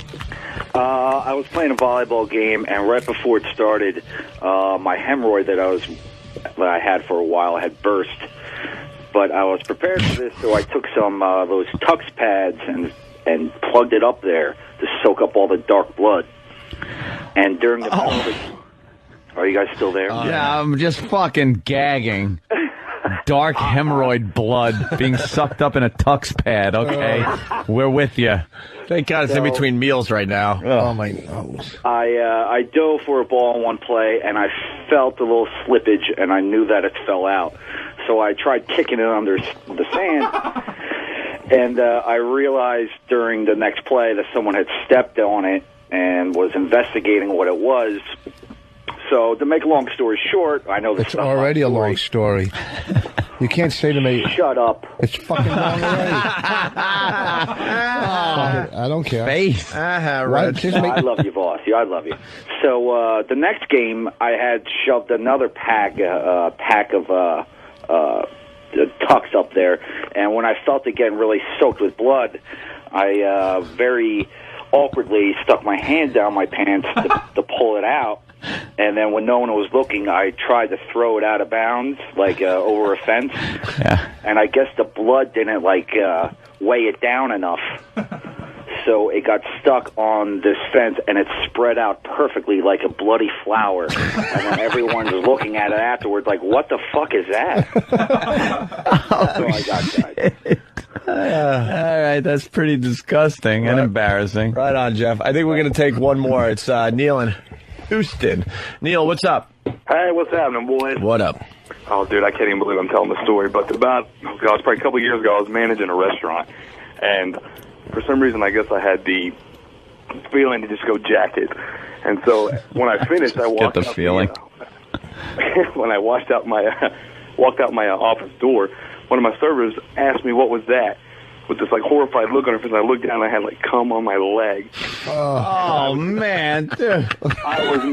I was mortified. I just turned around, walked in, and cleaned it off. Oh, that's hilarious. Thanks, guys. There you go. On stage one time, I was wearing white painter pants when I first started comedy. I didn't have any underwear on, and I took a piss in the bathroom. I didn't realize, but it left bright yellow stains. And I'm on stage, and some girl in the audience goes, "Look, he has piss stains," and the whole audience was pointing at me. And I was only doing comedy for like 3 or 4 years, and I had to close the show, and it was the beginning of my set. So I'm up there the whole time, and all I'm thinking about is everybody's looking at these. Everyone's just looking at your piss stains. Look, he's got piss stains. What a cunt! And Jesus, keep your mouth shut. And then one time in Fort Lauderdale, right before I was ready to go on, I farted, but a little shit came out, and they were ready. And I had to run in the bathroom and take my underwear off and put it in the garbage and go up on stage with like shitty ass. You know what I mean? Like you could just feel the moisture. Oh, who hasn't ditched underwear? God. Yeah. Damn. Rich, you're disgusting. You really are like an old man. This was He's a long shitting time. himself. I know, He's but- pissing himself. He's putting snot on his dick. You do things that like old men do. Piss yourself and shit yourself. Right. and have snot on your dick. Yeah. Hey, let's we're going over there. All right. Oh yeah. We get to meet AJ Poop. Yeah, it's not even his full name. What's his full name? What's his full name? It's AJ. Why is- AJ Wait. Jingleheimer Poop. As we ask what is his name, his full name, whatever, Sam walks in. Why is Sam... He's shaking his head too, like he's a little disgusted. Are you AJ Poop? Well, What's his full name, Sam? his full name would be AJ Poopy Shits. AJ Poopy Shits. Yeah. Well, Yes. all right. Are you feeling all right? Sell it, Sam. Well, Yeah. many months ago, this character was invented when we were back in the office after a show. Why is Danny Wait a minute. coming Danny's coming in now to. Danny was there when we invented. We were watching. I just wanted to reiterate that this wasn't months. Like this was at least over a year ago because we had a different executive producer at the time. Okay, sure. That is a while ago. So we were watching like the news, and this guy came on reporting, and he had a lisp and everything. He had the whole sort of stereotypical gay thing going on. But it wasn't a sexual thing. It was the news. So I started speaking in that type of voice, but all I would talk about was how much I liked women. Right. Which, to a room full of guys who hadn't gotten a whole lot of sleep and had just gotten off work, was hilarious. Yeah. Steve was one of those guys, and when Steve hears people laughing, he insists that this needs to get on the air, to which I said, no, Steve, it doesn't need to get on the air. However, Steve has decided that from now on, anything that gets a laugh must be submitted to be put on the air. Oh, that's a good idea, though. Oh my God. That's a good idea. It's kind of funny. Yeah. So could work in many different ways. None of them good. About time to learn that lesson. You've been here over 3 years. So, because of that, I was forced into making a promo as AJ Poopy Shits. Okay. Oh, that's the guy's name with the effeminate voice? Yeah, actually, I thought of AJ, and Steve was able to help me out by thinking of the Poopy Shits part. Yeah. Ah, okay. You could sell this character to Loper and Schmitty, you know that. Schmitty Balls would love this one. Schmitty Balls, formerly known as Wicker Face Pants. What? Whisker Basket. I have no idea. Whisker Biscuit, I think. Biscuit. Oh, whatever. Wicker Basket or Whisker Biscuit or some shit. Let's meet AJ Poopy Shits. Poopy Shits. Here we go. Oh no. Hi, I'm AJ Poopy Shits. I love chicks and I love tits. It's my favorite part of chicks. That's why I love the Opie and Anthony show and their Wow sticker promotion. You just log on to the website, get yourself a sticker, throw it on the back of your hoopty, and you get to see some great chicks and their tits. Who could ask for more? Certainly not me. I'm all man, and if there's one thing that men like, it's chicks. Sometimes at home, I'll stand in front of the mirror, totally buck naked, and tuck my dick in between my legs. Pretend I'm a chick with great tits. Toodles. All right. It's the first observation of many.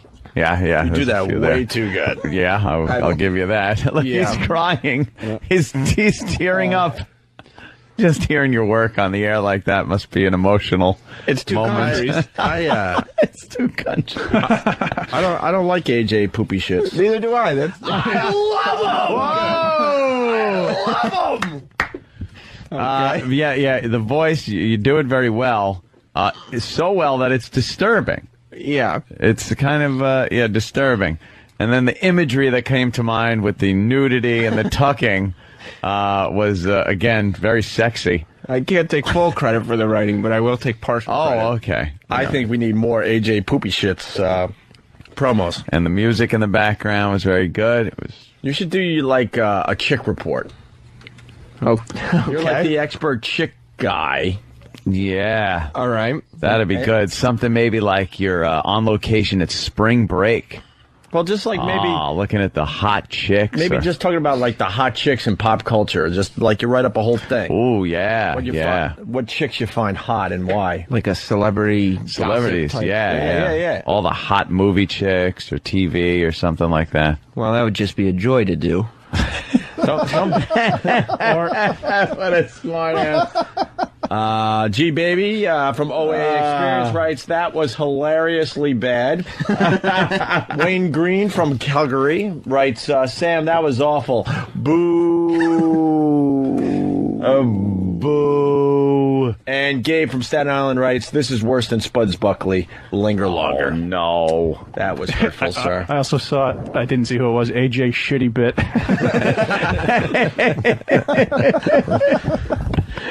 You know, I think it has potential. Sometimes it takes a while for him to catch on.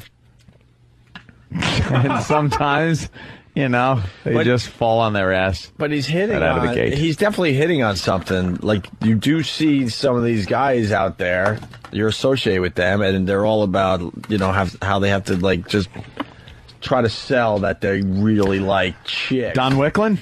Well, I That's said, who you're talking about? I said some guys, but Someone sure, who if you wanna acts make it very personal. effeminate and gay, yet is constantly pushing how manly he is on people. And to completely try to throw us off, he got married. Yes, that would be him. Yes, that still didn't fool me. Not a bit. Not a bit. Not a bit. Sam, you're in trouble. I just got an IM from Steve. Yeah. AJ Poopy Shits is a hit. Hit. Exclamation point. It is. It's kind of a hit. It is. Okay. Because Well, you barely recognize it's you. That's what's so creepy about it. The pilot has definitely sold a few episodes. He's just got a couple episodes. You got a few episodes out of it. We look forward to the next AJ Poopy Shit. Yeah. we could even put that quote on the poster, AJ Shitty Bit. Could be right under it. Could be. The critics You know are what? saying. Critics. You know what? Can't write that. I am not doing my job. Pat D from Matawan. no. Yes. Let's get Sam a Lopeweiser for that.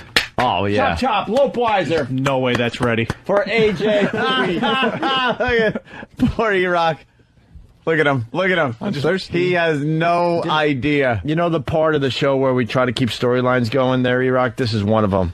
The Lopeweiser thing is still a hot thing. Look at him. Still nothing. We got it? I'm really thirsty. Where is it? He's parched. I'd like to be congratulated. How about you put the sound in my machine? Do you And then I'll understand how always have quick it.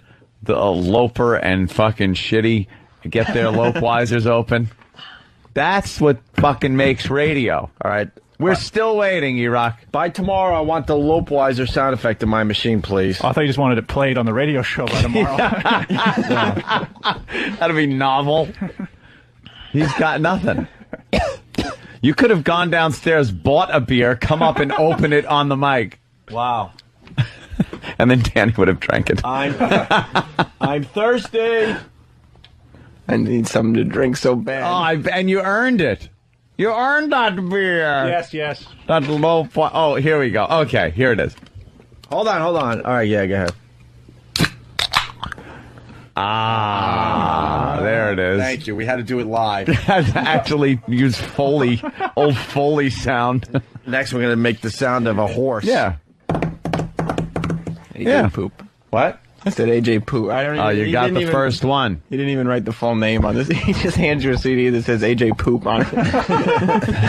Here's your AJ Poop. Now get lost. All right. Well, we look forward to more of that. Me too. Hey, we got swarmy songs or cheesy? What are we talking about here? Cheesy songs. And remember that pot story we just talked about? Why don't we get this out of the way too? Some dude lost like 60 pounds of pot. How's this machine going to work there, Than? It's loading, and can I push from here? Not yet.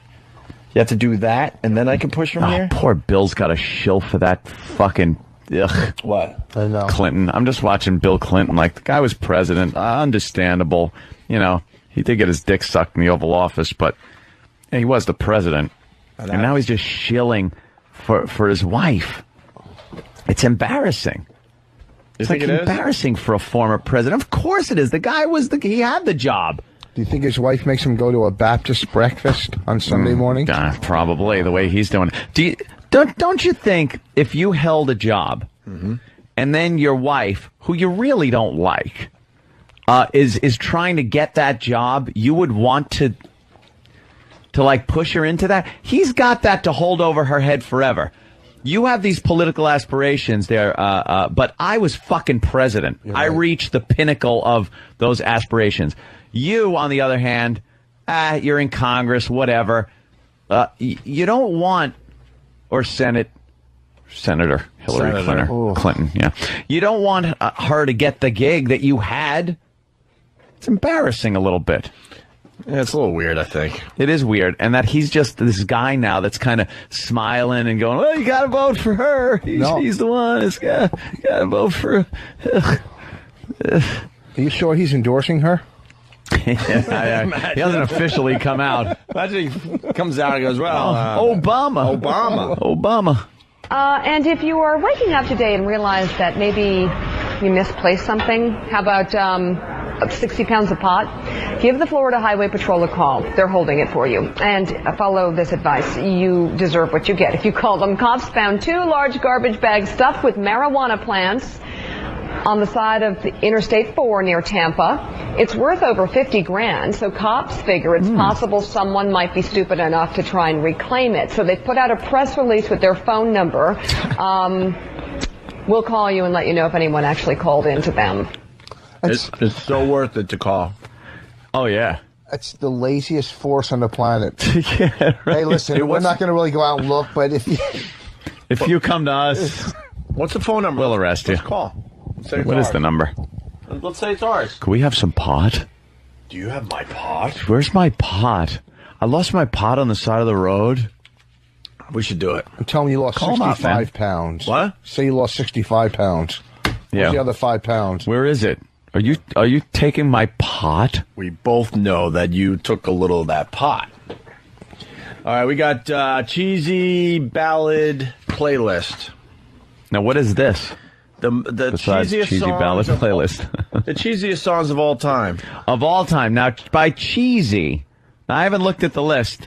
I don't want to ruin this for me. I like guessing things. By cheesy, do we mean lovey-dovey cheesy? Do we mean cheesy like Weird Al Yankovic cheesy? What's the criteria for this cheese? Well, this is cheesy ballad. Cheesy ballads. So they're sappy, maybe, sappy, or lovey-dovey. Contrived. Okay, I think I got it. Shannon has drifted out to sea. That type of song, right? Who's Shannon? Don't you remember that song?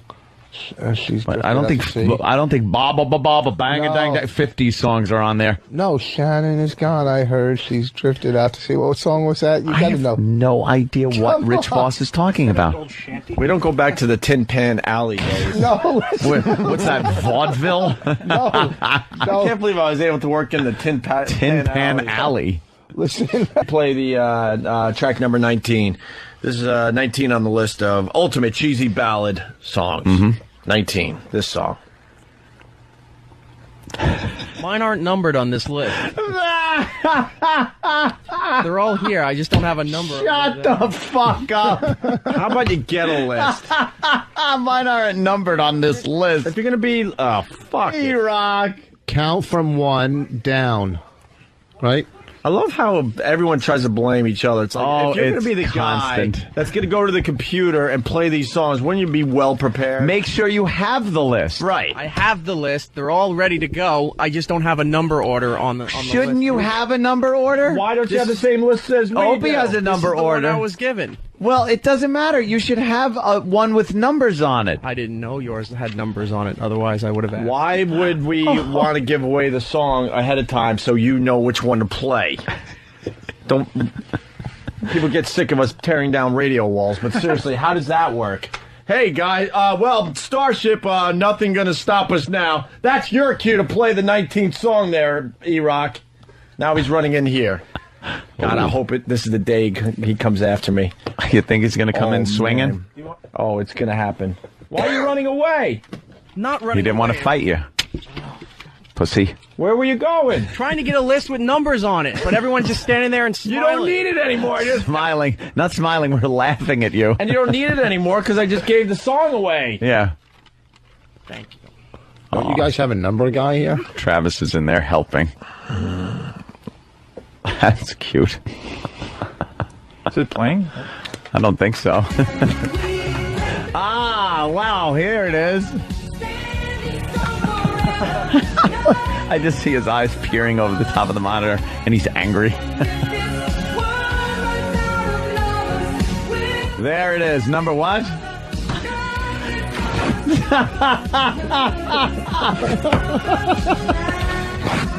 And there goes the list. Opie is in complete disgust. There you go, E-Rock. Don't worry about it. Yeah. Throw your list away. I don't feel like doing it now. Clear the computer of the songs. Don't Stop Believing was number 1. Go fuck yourself. That was 20 minutes we wanted to do right there. Oh, boy. Local resident in Philly writes, someone get E-Rock a dope wiser.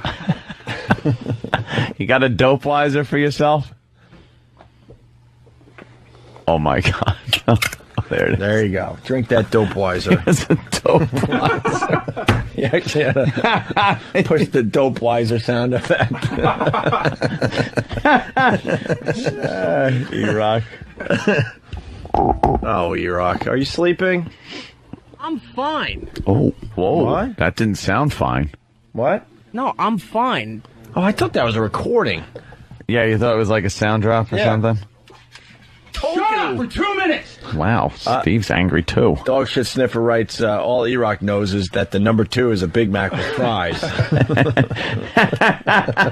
That's a number 1. Ooh. Let's know that. Look at you showing some knowledge. Poor E-Rock. He's getting the brunt of things. Let's say hi to Matt in Queensbury. Matt, what's up? Hey, guys, did you notice Voss's brilliant help in that countdown when E-Rock didn't have a list? Voss goes, you just count from 1 down. So really? 1 down. Survey. 1. Yeah, if you look at the list and you take the top one, you put 1 next to it, you can get to 19. That's counting up, though, where we come from. What are you talking about? 1, 2... Oh, you're right. And I punch it out, guys. Yeah. Yeah. Well, but you're going down the page. So Don't Stop Believing is the cheesiest ballad of all time? Yeah. That song rules. I wouldn't have... That song ruled way before The Sopranos used it, by the way. What about that one where he's... where they were on the tour bus in the video? where he was shaving his mustache off. Was that Cherie when he went solo? His solo stuff's pretty bad. Cherie or whatever it was. Oh, Sherry. But give me their list of songs there, Stan. Faithfully, yeah. Faithfully is kind of... Faithfully? Yeah. That was a bad one. God damn, is she fine? Who's crying now? I know this Puerto Rican girl that had pepper spray on her. What the hell did she have on? Yeah, somebody tried to sabotage her winning the Miss Puerto Rico. She is so fucking hot. It's unbelievable. She's perfect. They put pepper spray on her face and in her dress, and they could put battery acid on her. I'd still eat her. Ooh. She is. Oh, Cherie was not a Journey song. Yeah. That was it was a Steve Perry song. Opie, Faithfully. A lot of people saying Faithfully. Yeah, this is a little silly. And Russ from Alabama, I don't need a ruling, you ass. All right, done. This bit's done now, too. Yeah. Speed round, another bit done. Yeah. What's next? Let's go. Come on, we're on a roll. We're on a roll. Wham, wham, over. Over, Faithfully. Horrible song. The rest of Journey still, for the most part, cool. There you go. End of story. End of discussion. They had to put an album out. They needed a couple more songs. End of story. Here we go. This will kill a minute. Curling iron, earrings, lipstick, makeup, usually items that women use to get their day started. But according to police, 3 guys actually got all dolled up before committing some unladylike behavior at a Hickory Hill McDonald's.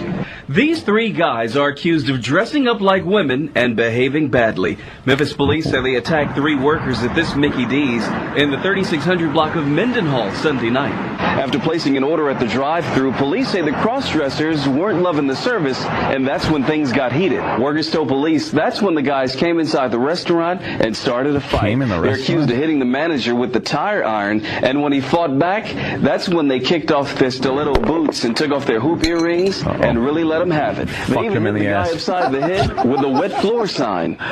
With a wet floor sign.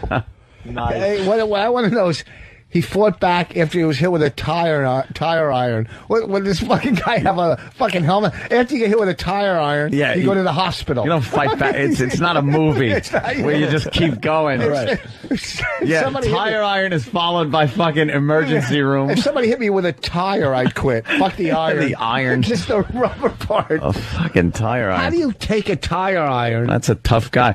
Unless, the cross-dressers really kind of didn't hit him hard with it. I'd have just poked him with it. Yeah, you're bleeding. You don't come back from a tire iron. Fought back.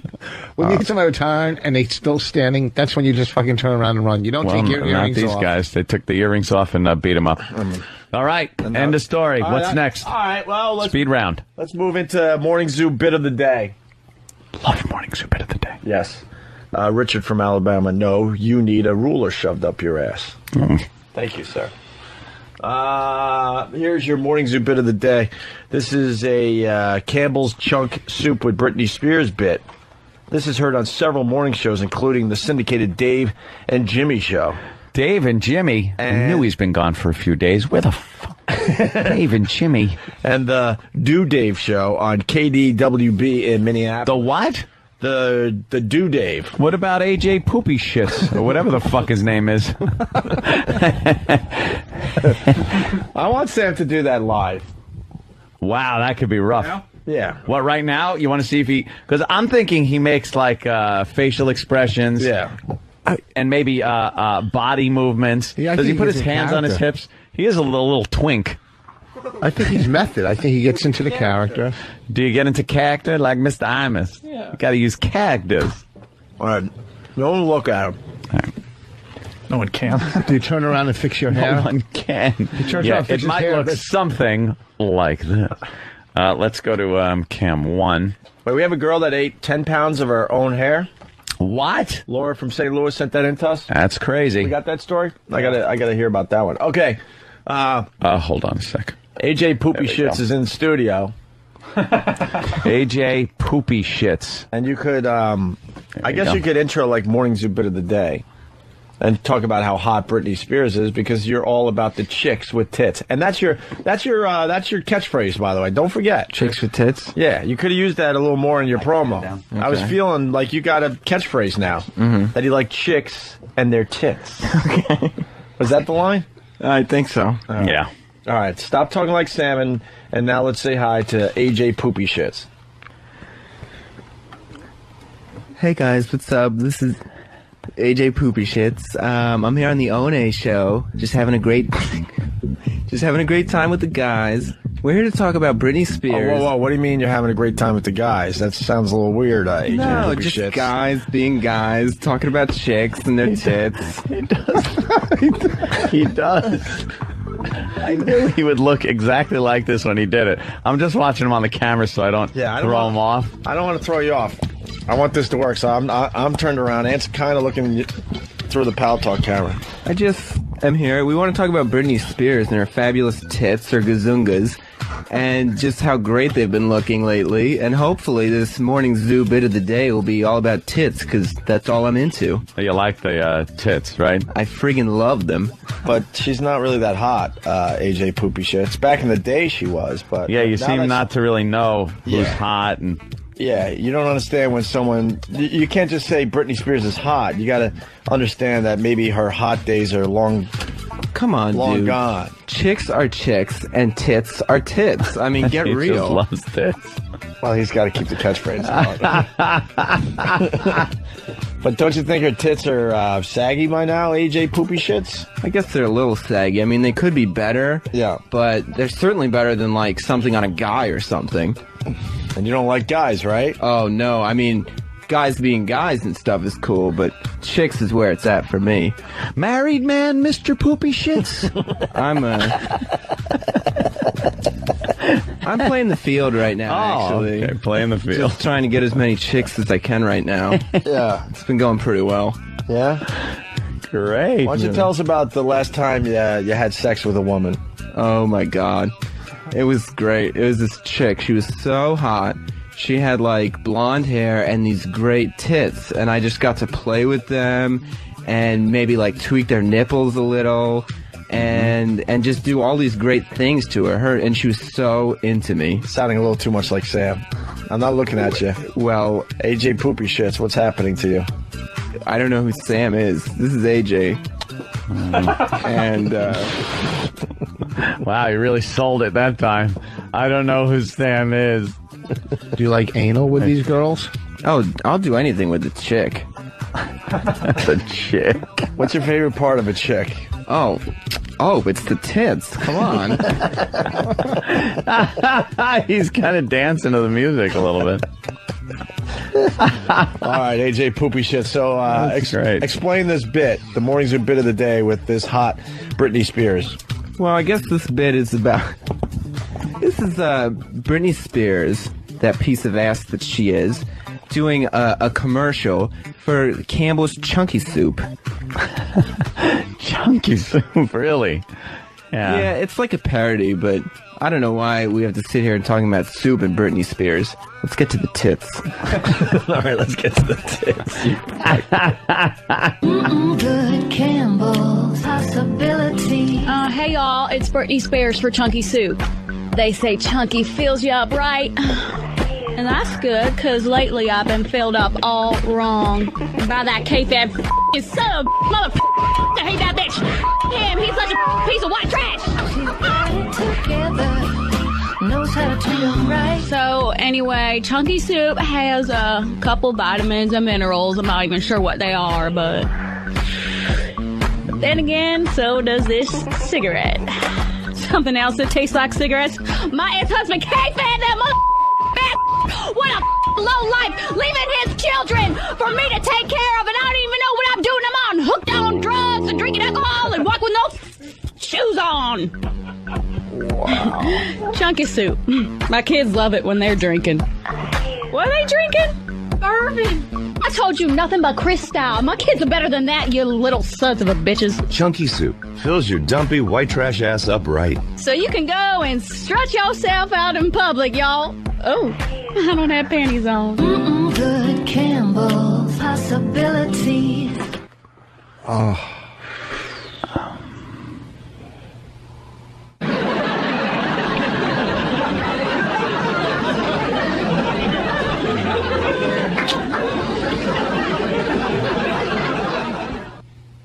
Does anybody remember last night?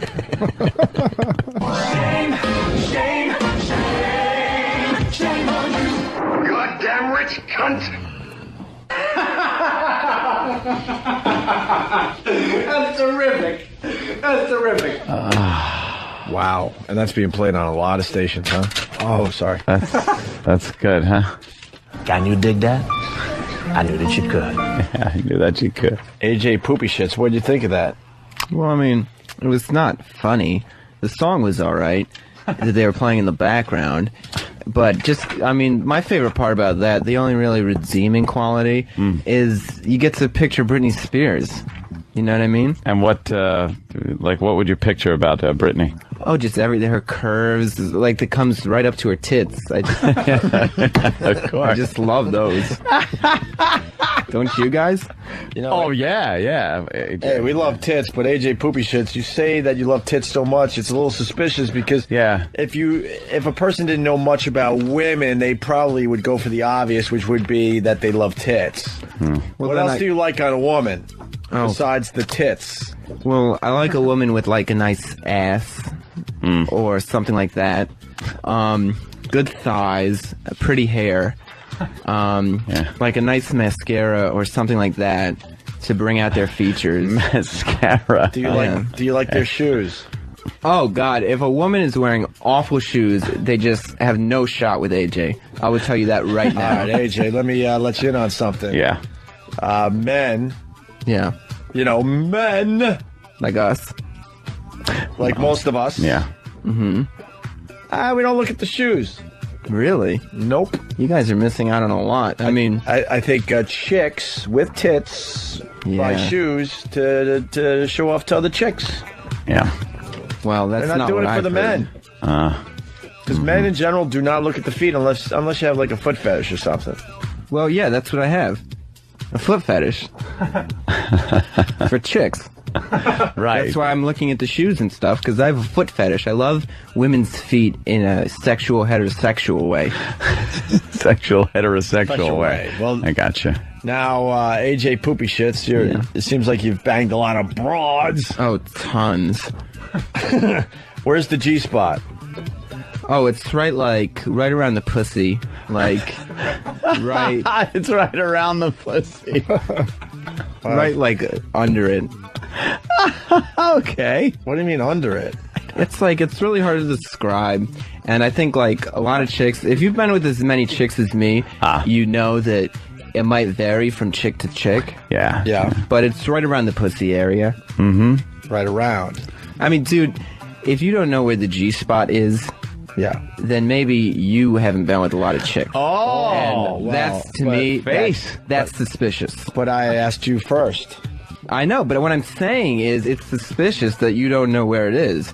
I know where it is. All right, then tell us. I told you, it's right around that area. Mm-hmm. Yeah, but where?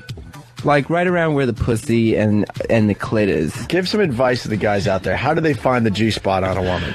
Well, and how do they work that G-spot? AJ's having a little trouble with the G-spot because Sam doesn't know where it is. I don't know who Sam is.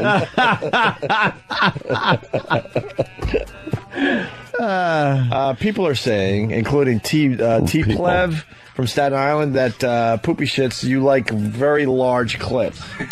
That you like extremely large clits. Oh, sure. The bigger the better, because there's just more to love that way on a chick.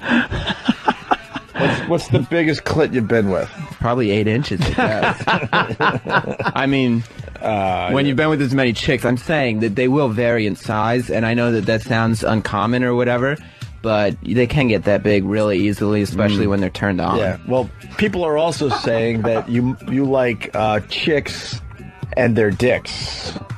Dude, that's crazy, because chicks don't even have dicks. That's guys you're thinking of. And I don't like guys in that way. No. Ugh. Convince us you don't like guys. How do I even need to convince you? We're just guys being guys and talking about chicks. I mean, that's all the convincing you need. I like tits on chicks. What else would I even be talking about?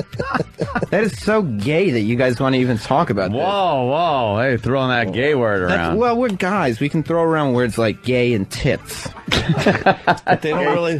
But they don't go along with each other. No, not really. I know. They're total opposites. One is definitely not even close to the other, and I like tits.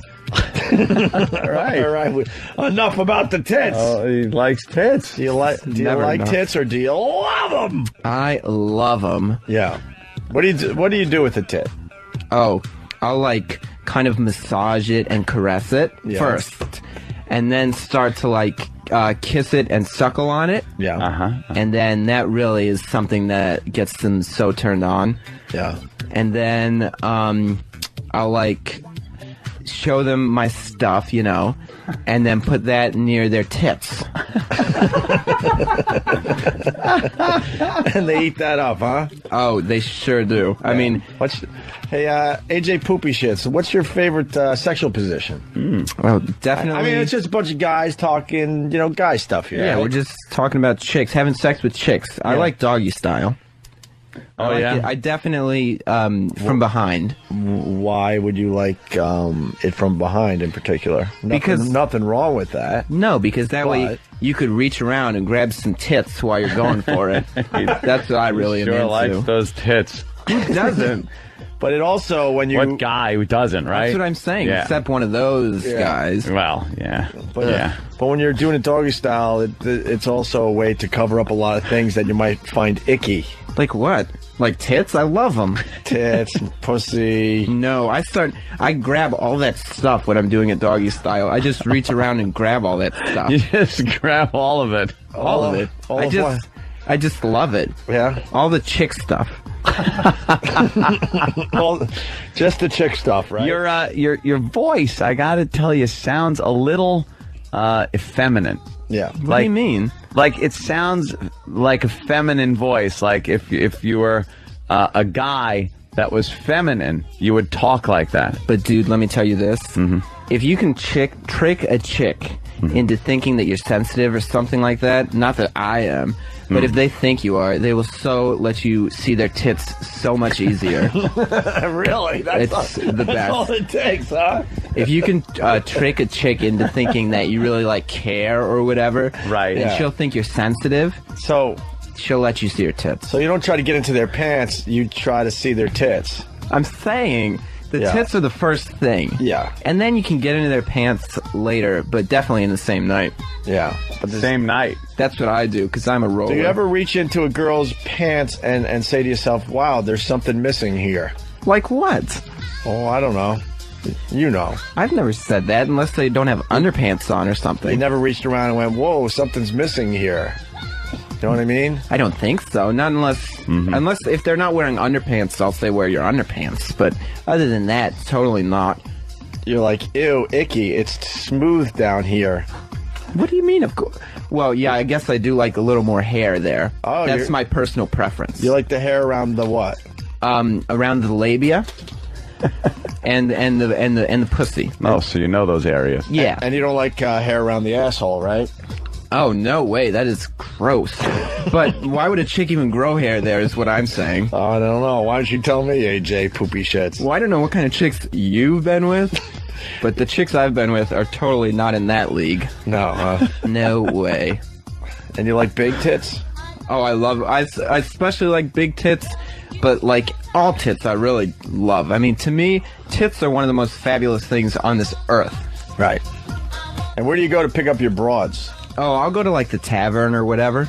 The tavern? Yeah, you know. Tavern? Like a sports bar? Yeah, sports bar. I'll go to ESPN Zone. Yeah. Because you like sports, because you're a man's man, right? Yeah, any sports, beer, and tits. Totally. You are reading my mind. Oh, boy, I'm with you, AJ. Mind. I like a place that has like lots of different types of beers. Yeah. And then lots of different TV screens with different sporting matches on every one. And you like football, right? I love football.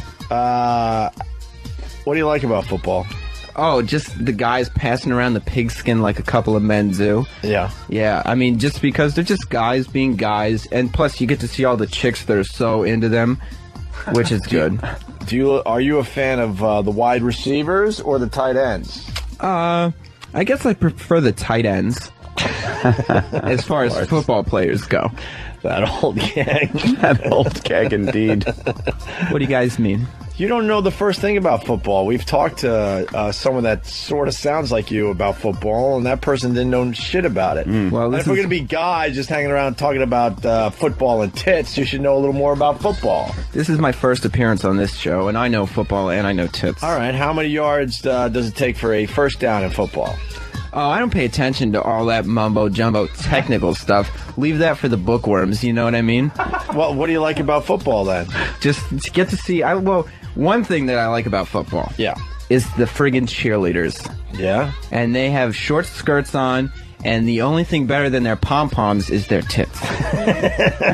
And sometimes if I'm just hanging out with the guys, I'll say, check out the pom-poms on her, if you know what I mean. And you mean by pom-poms, of course, you I mean, I'm talking about tits. Right.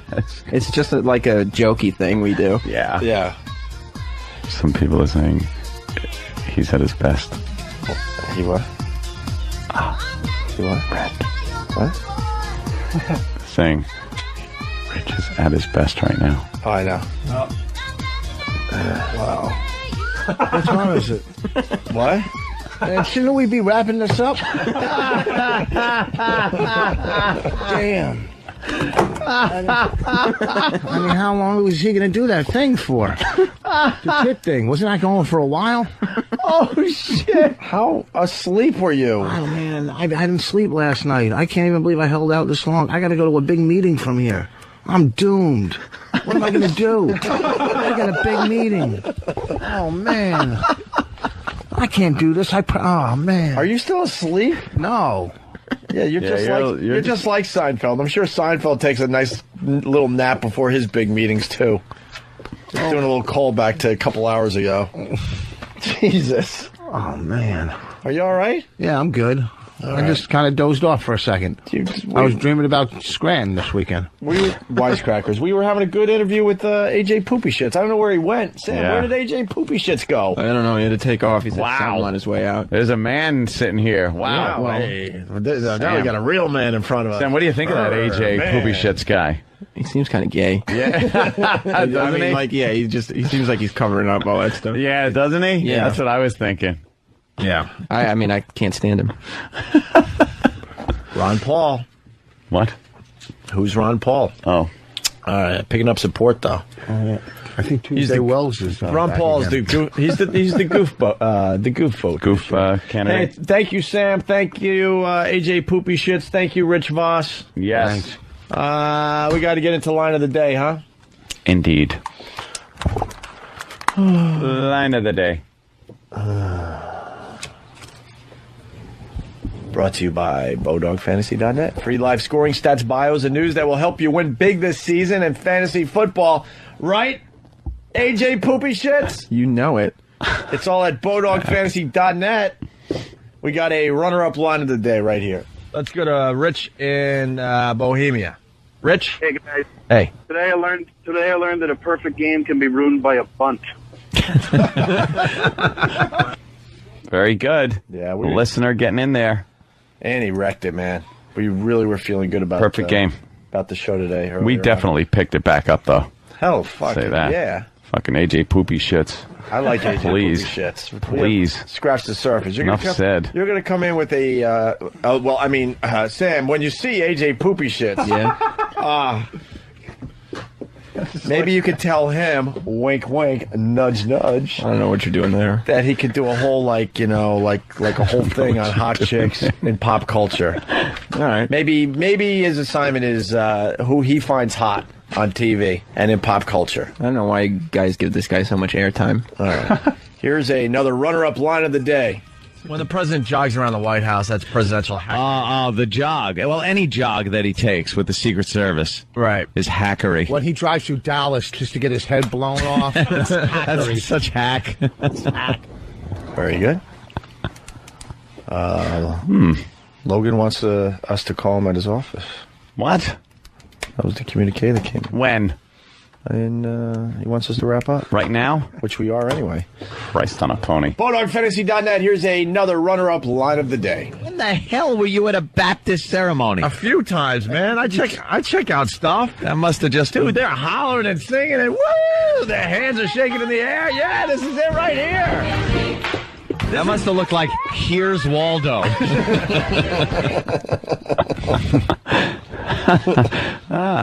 that.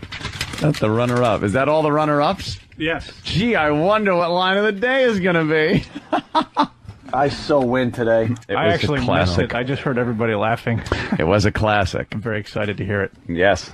I get to hit another Dave Kingman home run today. Not many, but when I hit them, they're breaking windows in the parking lot. BulldogFantasy.net. Thank you. Here's your line of the day. Here comes line of the day. Line of the day.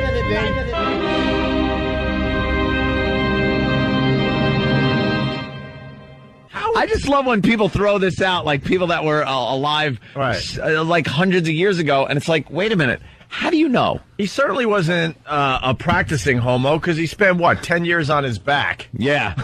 Now at some point, you got to roll over. If he was a homo, he would have painted the floor.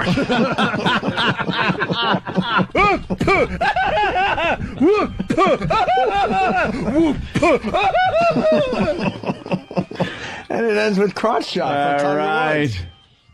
Nice. What is that? Mm-hmm. Is he calling right now? What does he want? What the hell? What? Hello? I was just calling. Check 1 2. You really want me to read this? Yeah, please. LOL. LOL. I was just calling you. No need for Ant. But tell Voss to go screw. Oh, he doesn't say that. Oh, yeah, it does. Fuck him. hold the fucking phone. All right. Do I know him? Mm-hmm. He ain't going to give you a job. That's all right. He knows me. That's good enough. He barely knows you. Oh, they know me. I fucking do. Please. Actually, the part I left out because I wanted to cause trouble, I was just calling you to catch up. Are you calling him? No shit. All right, I'm going to call him too. No, not at the same time. Ring, goddammit. There it is. I'm calling him too. Eric? Hello? Hello? Hey. How you doing, Eric Logan? Why wouldn't you want to talk to me? I do. I was returning Opie's call. You said no need for Anthony to call? Just talking to you? No. You can always call. I can. No. I was returning his call. I can call is different than no need for me to call. There's no need for you to stick around because I know how you like to leave. It's not mission critical. There's no issues. But if it's talking with Elo, I haven't spoken with you in a while. I figured, if you call up, perhaps, you'd want to talk with me. I would like. I was returning Opie's call from earlier this morning. That's all. Fuck you. Hey, what happened? Just hung up on him. Oh. That's all. Tell him I'll be screwing myself, though. I'm going to screw myself right now, Mr. Logan. I'm going to call him back. That's it.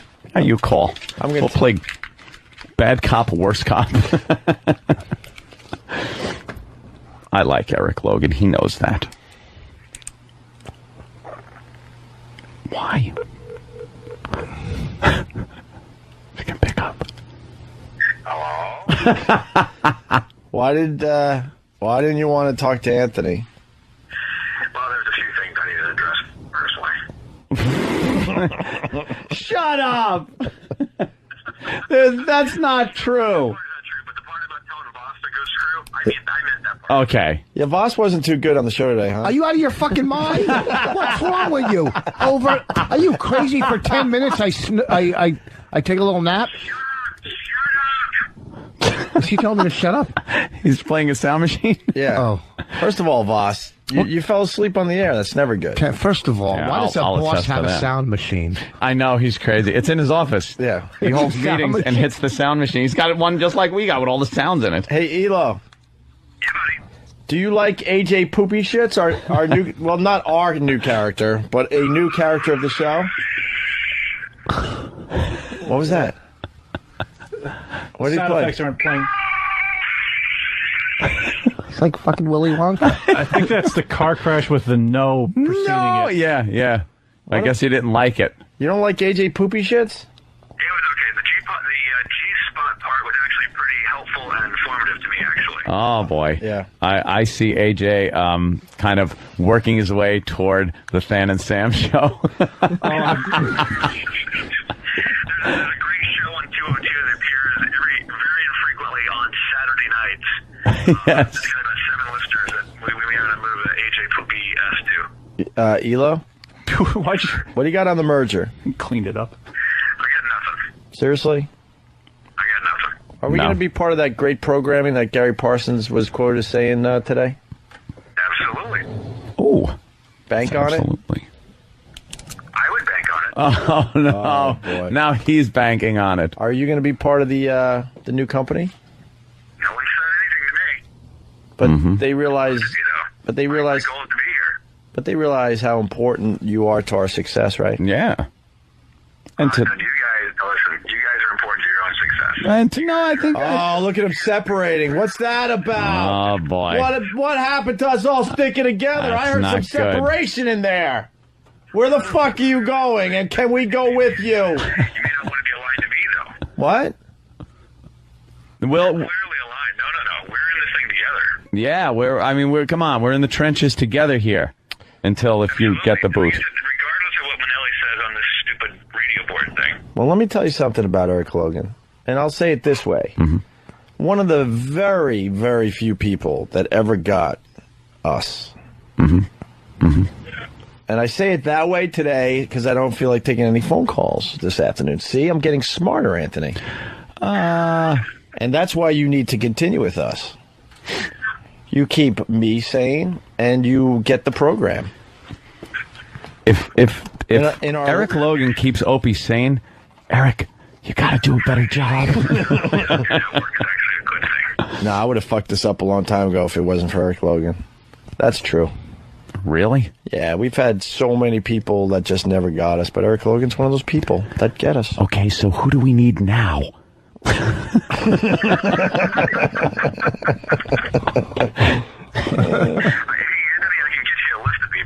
Yeah. All right, Eric, you continue the show. We got to pack up. So the cell phone is on the mic. He's just laying the cell phone on the microphone. All these like satellites and stuff, but all right. It's just coming through his cell phone on the mic. Look, everyone say hi to the Eric. Uh-oh. Eric, you still there? You still there? Okay, I'm propping my cell phone on the mic. That represents you. Ladies and gentlemen, the Eric Logan Show. We'll see you guys tomorrow. All right. I would like to, first of all, let all of our fans know that we've got some terrific programming over on this great new channel called XMX.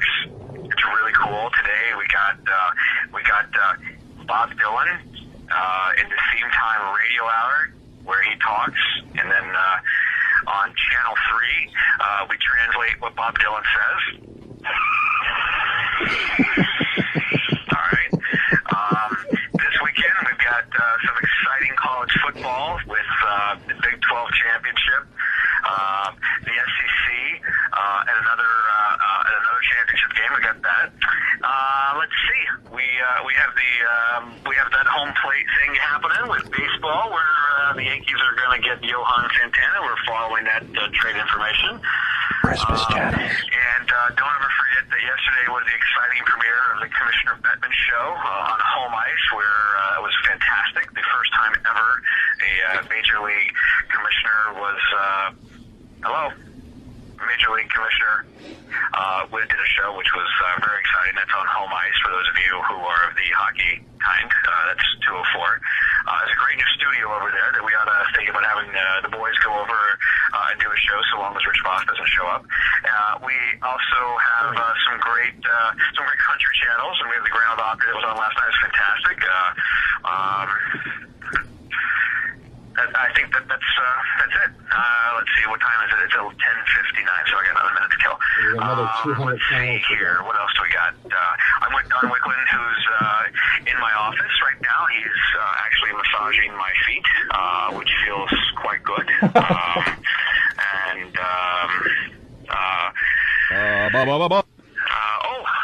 can we forget about the Christmas channel? Boring. That's very exciting.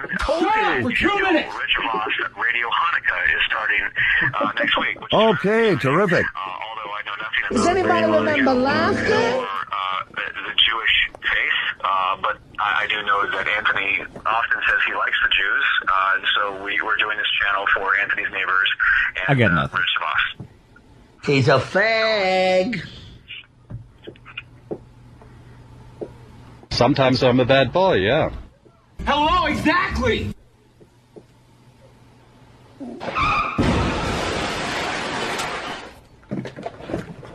You folks fell on your face. You get an F- in my book.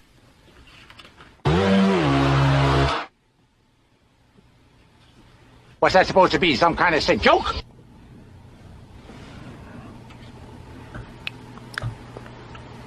Win cakes for nothing!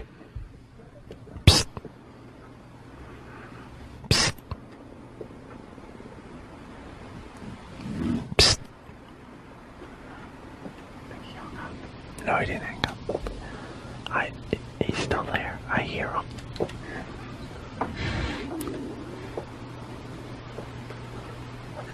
If you listen real closely, you can hear cocksucking going on.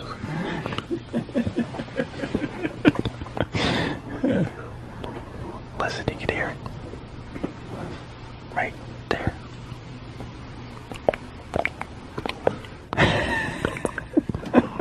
Did he hear it? Did you hear it? I didn't hear that. Ding dong. Hello? Hello? Hello? Hello? Anybody else in here? Hello? Hi. Hi, how you doing? What's your name? Where are you from? New York. What are you into? Just hanging out and talking. Same here. Where are you from? Are you a big fella? I've been told. How big? Big enough. Yeah? Hello? I think I heard someone else pop in the room. Hello? Hello? Hi, guys. Hi. Ooh. Hello? That's it. Hello? Hello? Someone else is in the room. It's my first time here. What's your name? My name is Slickman. Where are you from? Hey, wait. You hung? Somebody else is in here. Hello? Hello? Hello? Is that AJ Poopy Shits? AJ Poopy Shits. What's up, guys? What are you doing in here? Hello? We heard you on the Opie and Anthony show today. You did a great job. Thanks so much. You did a great job faking it today. Yeah. Oh my God, do you think they're on to me? I like how you talked about tits. Those disgusting things on women. Those icky things called tits. Ugh. Yeah. Who would like touching those? Straight guys are so easy to fool, you know what I mean? Yeah. They're easy to turn out, too. Hello? Fucking rich. Fucking rich. What a douchebag. That's just disturbing. I can't. You notice how no one can look. Oh, there goes the ELO phone. You know how no one can. You notice how no one can look at each other while we're doing that bit. Like my head's turned this way. Opie's looking up at the lights. It's horrible. And for the people who go, that sounds a little too real. Yes, and I heard that on his fucking on the scanner once. The scanner once.